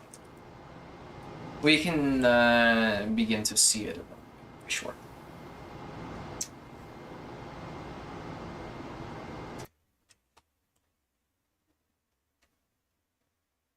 There's very few things that look cursed in Apollo. In my opinion, I think that the S2 stage during Ascent with the S4B and everything, that looks cursed. It just looks really weird because this is like short and fat stage, and I don't know, the rocket just looks really weird. Oh yeah, no problems, no problems. We'll have to be here soon anyways, because in literally 30 seconds we have to activate the DAP's already activated, but we have to switch control of the DAP, so it's no problem. We have to be here anyways. Yeah, so that looks cursed. Another thing that looks cursed, I think CSM and the Lunar Module Ascent stage together, that looks kind of cursed. And then the final thing is just the CM. Just the capsule itself looks a little cursed. Just my opinions. It looks really weird. Alright, here we go. CMC auto. And look at that. I don't know if that's realistic, but it for whatever reason, when we were on free, it did its track right up. So there we go. And now we wait for the 0.05G lights. Woo! Very scary. 'Tis a very scary time. Should I turn the mood lighting on? I think we should turn the mood lighting on. There we go. I don't want to. I want to fudge this up. All my entries have been cursed. They have been bad luck for me so far. I don't want to mess this up. So when I'm not gonna follow the RTGO all the way down to altimeter because it's literally the span of like 2 seconds. So I'm just gonna set it and forget it, and I'm gonna monitor for the parachutes. Woo! Set it and forget it. We're just gonna monitor for the shoots. That's what it is. Who cares if we're like half a mile off? That's fine. Alive is better than dead. So I will not be dying this time. All right.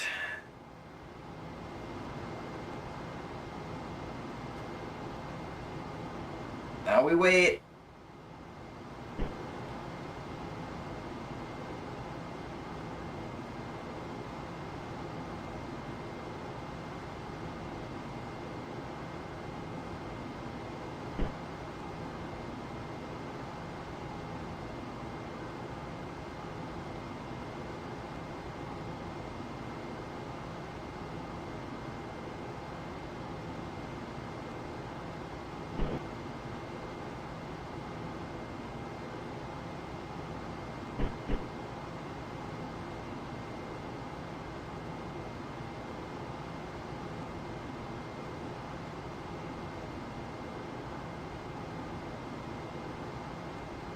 I think this is one of those moments where the astronauts would click these two switches up at the same time because they, have more than one finger, but we only have a mouse, so we do the best we can.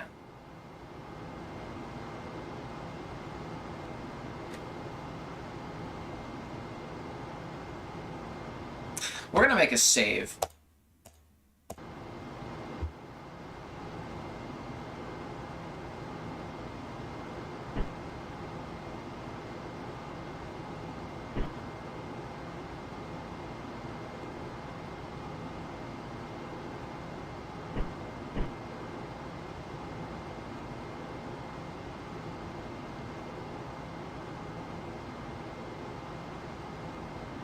Oh, you know what? I think I was 1 minute off on my calculations. See, this is why I always do countdown. Jesus, Pete.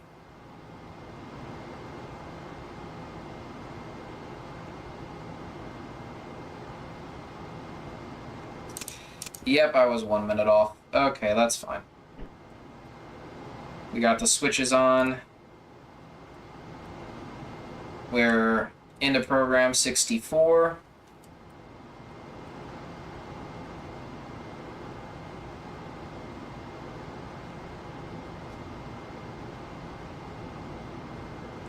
Oh, what I wouldn't give to see the orange glow actually in the capsule for this. That would be so cool.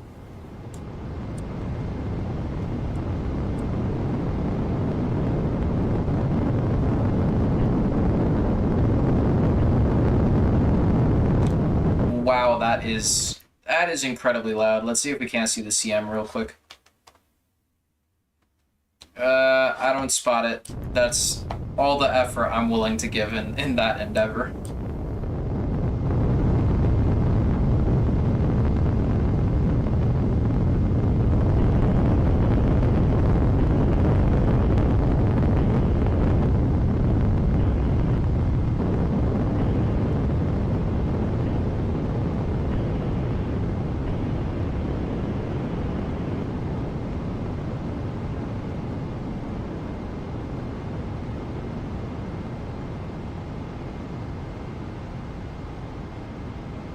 Alright, it looks like we're through that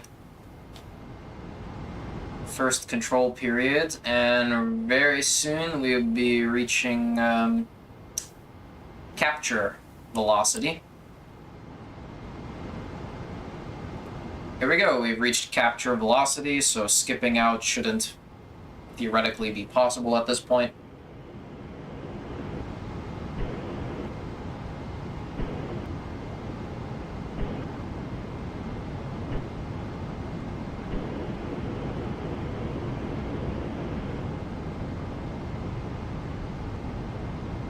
Oh, 0666.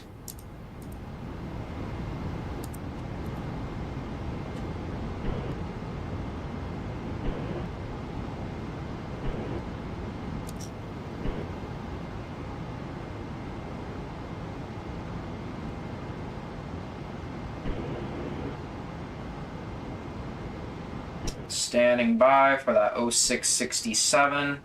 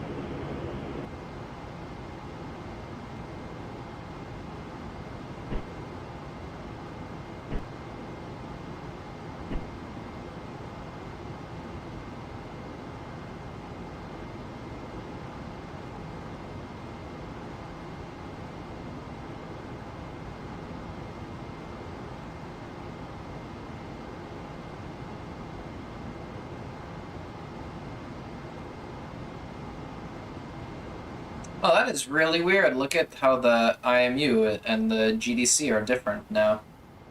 That's interesting.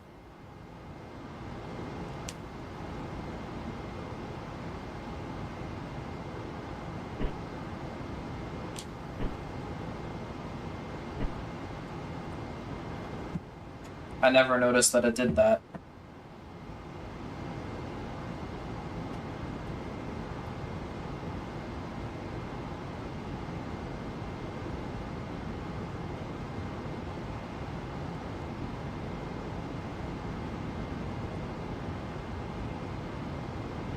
The tension is just insane. Oh, here we go. We're cutting in again. G build up for a second time.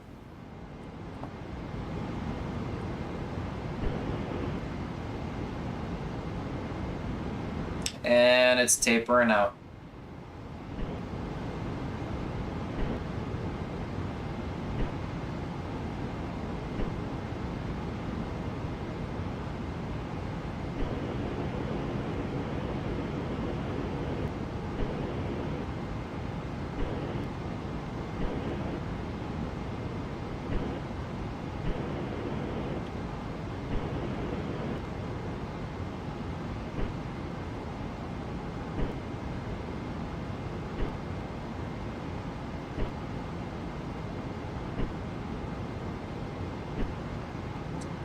You know what? It might be correct because it made like when you turn EMS roll on, it may do some logic where it takes over the if you have both of these on, it takes over the GDC so that it can calculate the RSI angle. I just never noticed that this locked in place like that, but I do think that that's what it is.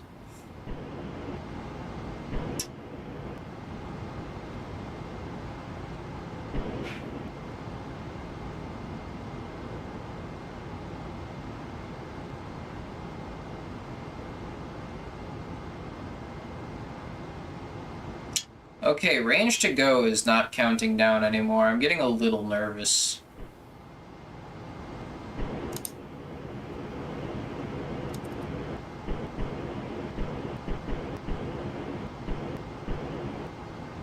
But we are not skipping, so.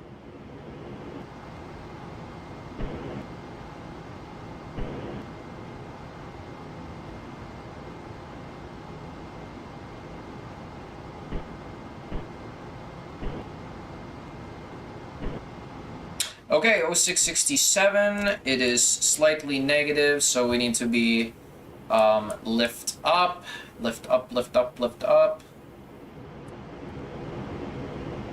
Go, calm down, there we go. Okay, EMS mode, standby off, steam pressure peg, 50,000 feet. Go to boost entry, arm the pyros.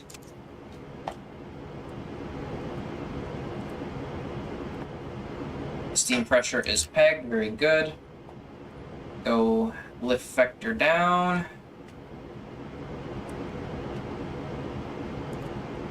There we go.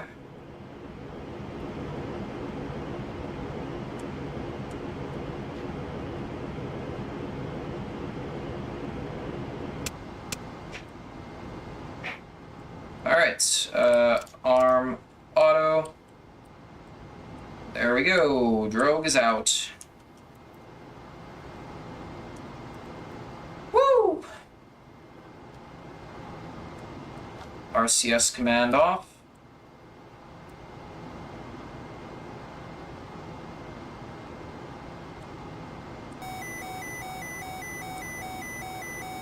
Yep, obviously we get the suit compressor.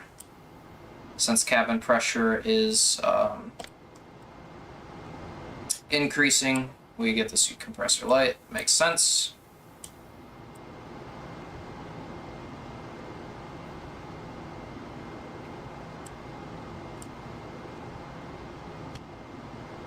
We're not out of the woods yet. If we don't get main deploy, it's going to be a few broken bones for us, so...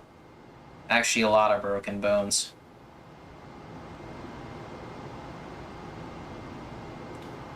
Alright, 10,000 feet, there go the mains.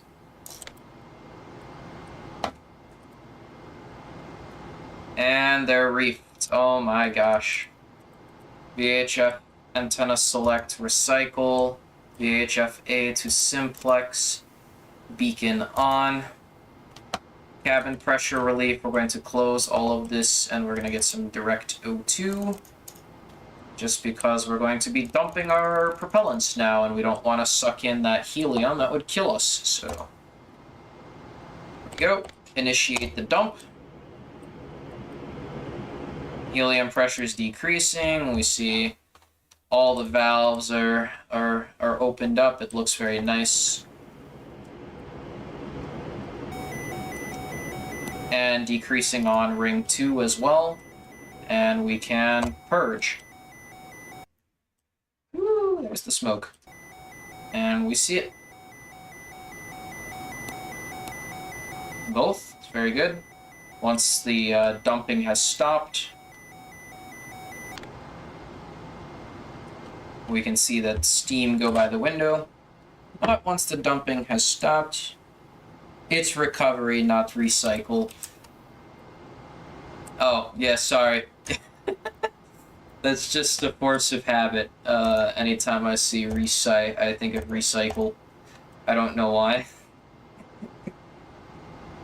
The toxic hypergol. Oh, yeah. Well, I was worried more about oxygen displacement, but you're right, it is toxic hypergolic propellants.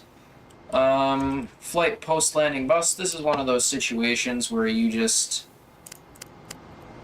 go down the row like that.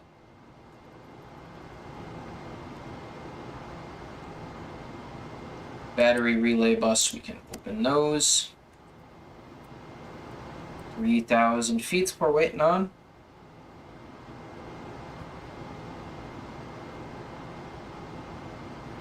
That was exciting. Woo!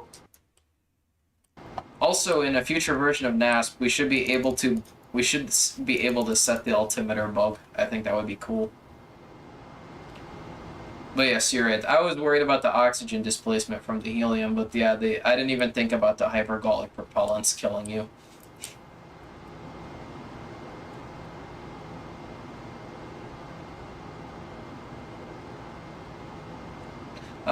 Preemptively, we're going to unlock the vent there.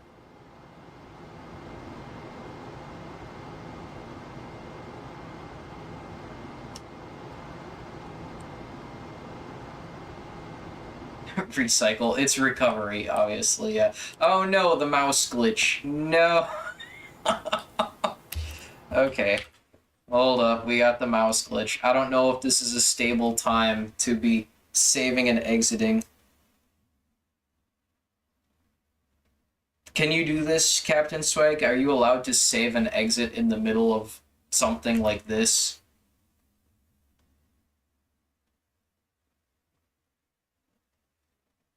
Because I can manage this until splashdown. This is fine.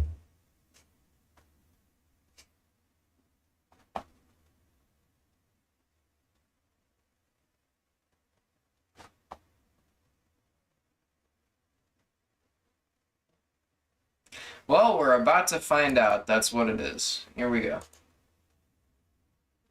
If not, we've got to save, and we'll see if or we'll get to relive the excitingness.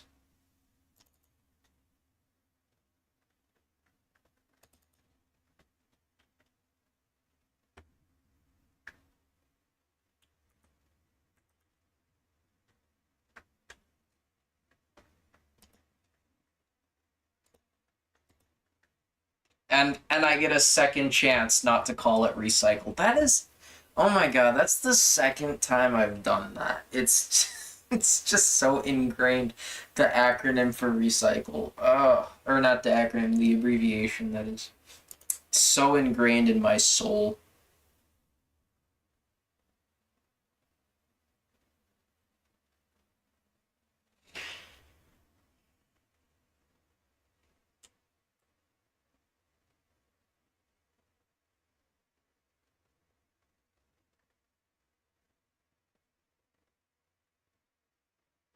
I'd say I was like, I will not hold right click and zoom out at the same time, and I held right click and zoomed out at the same time.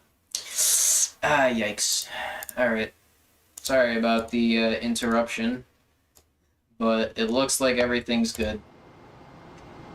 Aside from one random RCS puff, which doesn't even make any sense because we vented, we're good.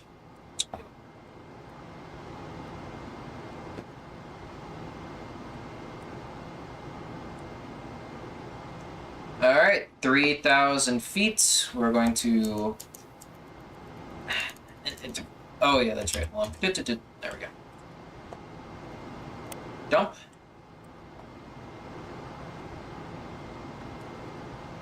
Oh wait, no, that's closed. Sorry. No, that is... That's right, okay. It's just not doing the thing. Floodlights to post-landing. Command module, propellants, isolation valves, off, off.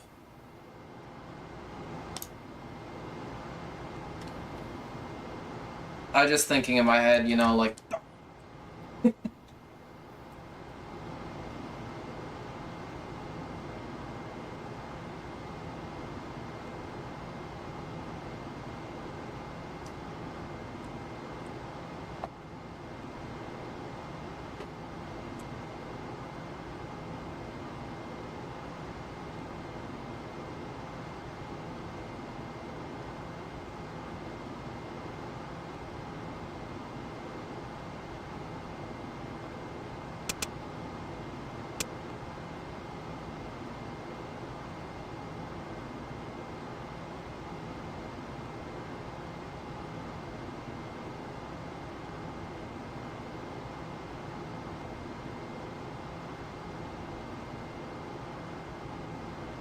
Alright, here we go.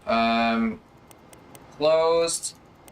Closed. We want to do that before we touch the water. There we go. Jesus, the water gave me a little bit of a jump scare.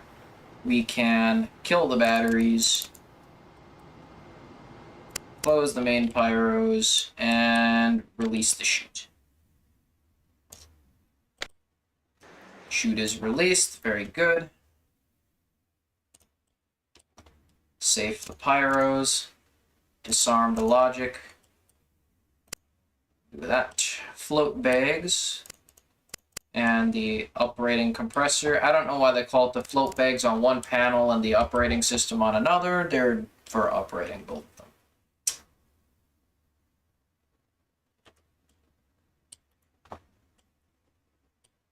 Splashdown plus 10 minutes, so roughly at like 29 minutes. Go, just give ourselves a little bit of time skipping going on here. So there we go. And fill. Now we're filling for 7 minutes. We get to see it from the outside. There it goes. Amazing.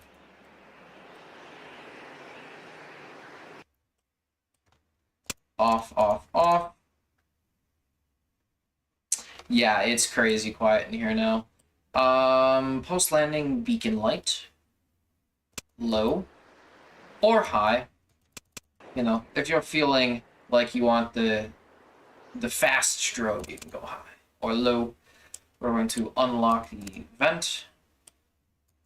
Low. Or high.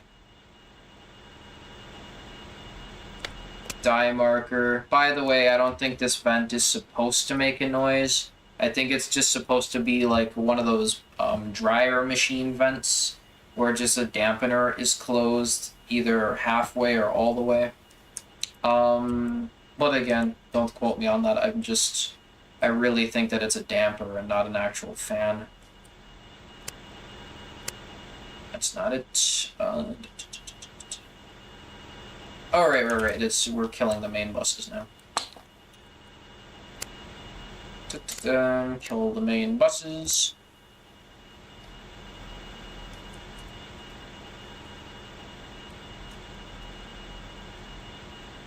I do really like this noise, though, so... Even if it's not correct, I like it. It gives me something to listen to while I'm chugging through this. Open pyro sequence breakers. And verify we have greater than 27.5, and we have significantly greater than that.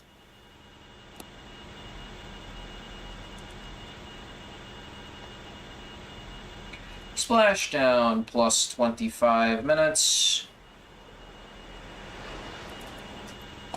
We can turn off the post-landing vent.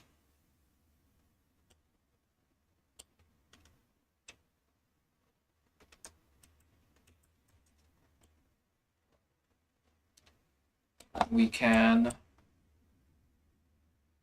open her up.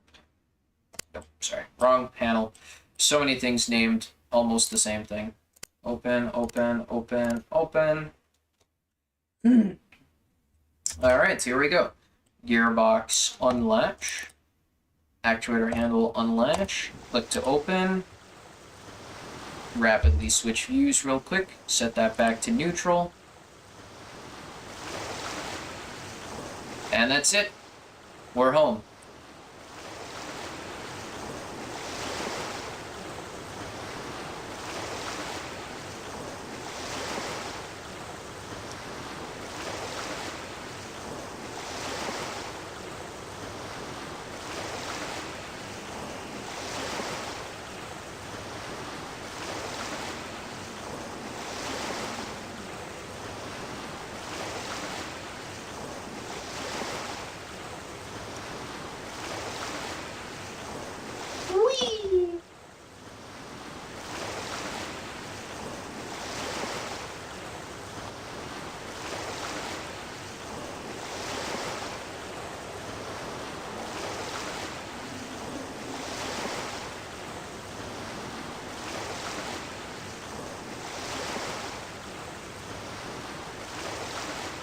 So, I hope you all enjoyed.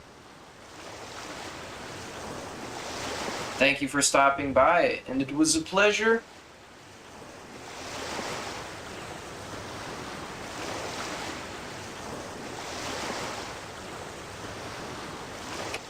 Have a good night, everyone.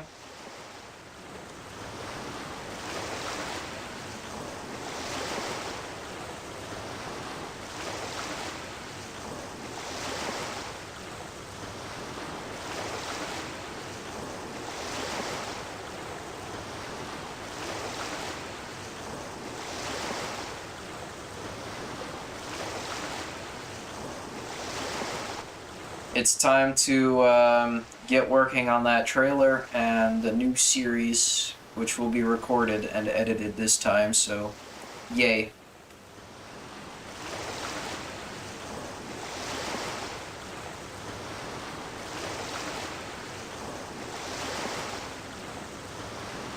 See ya.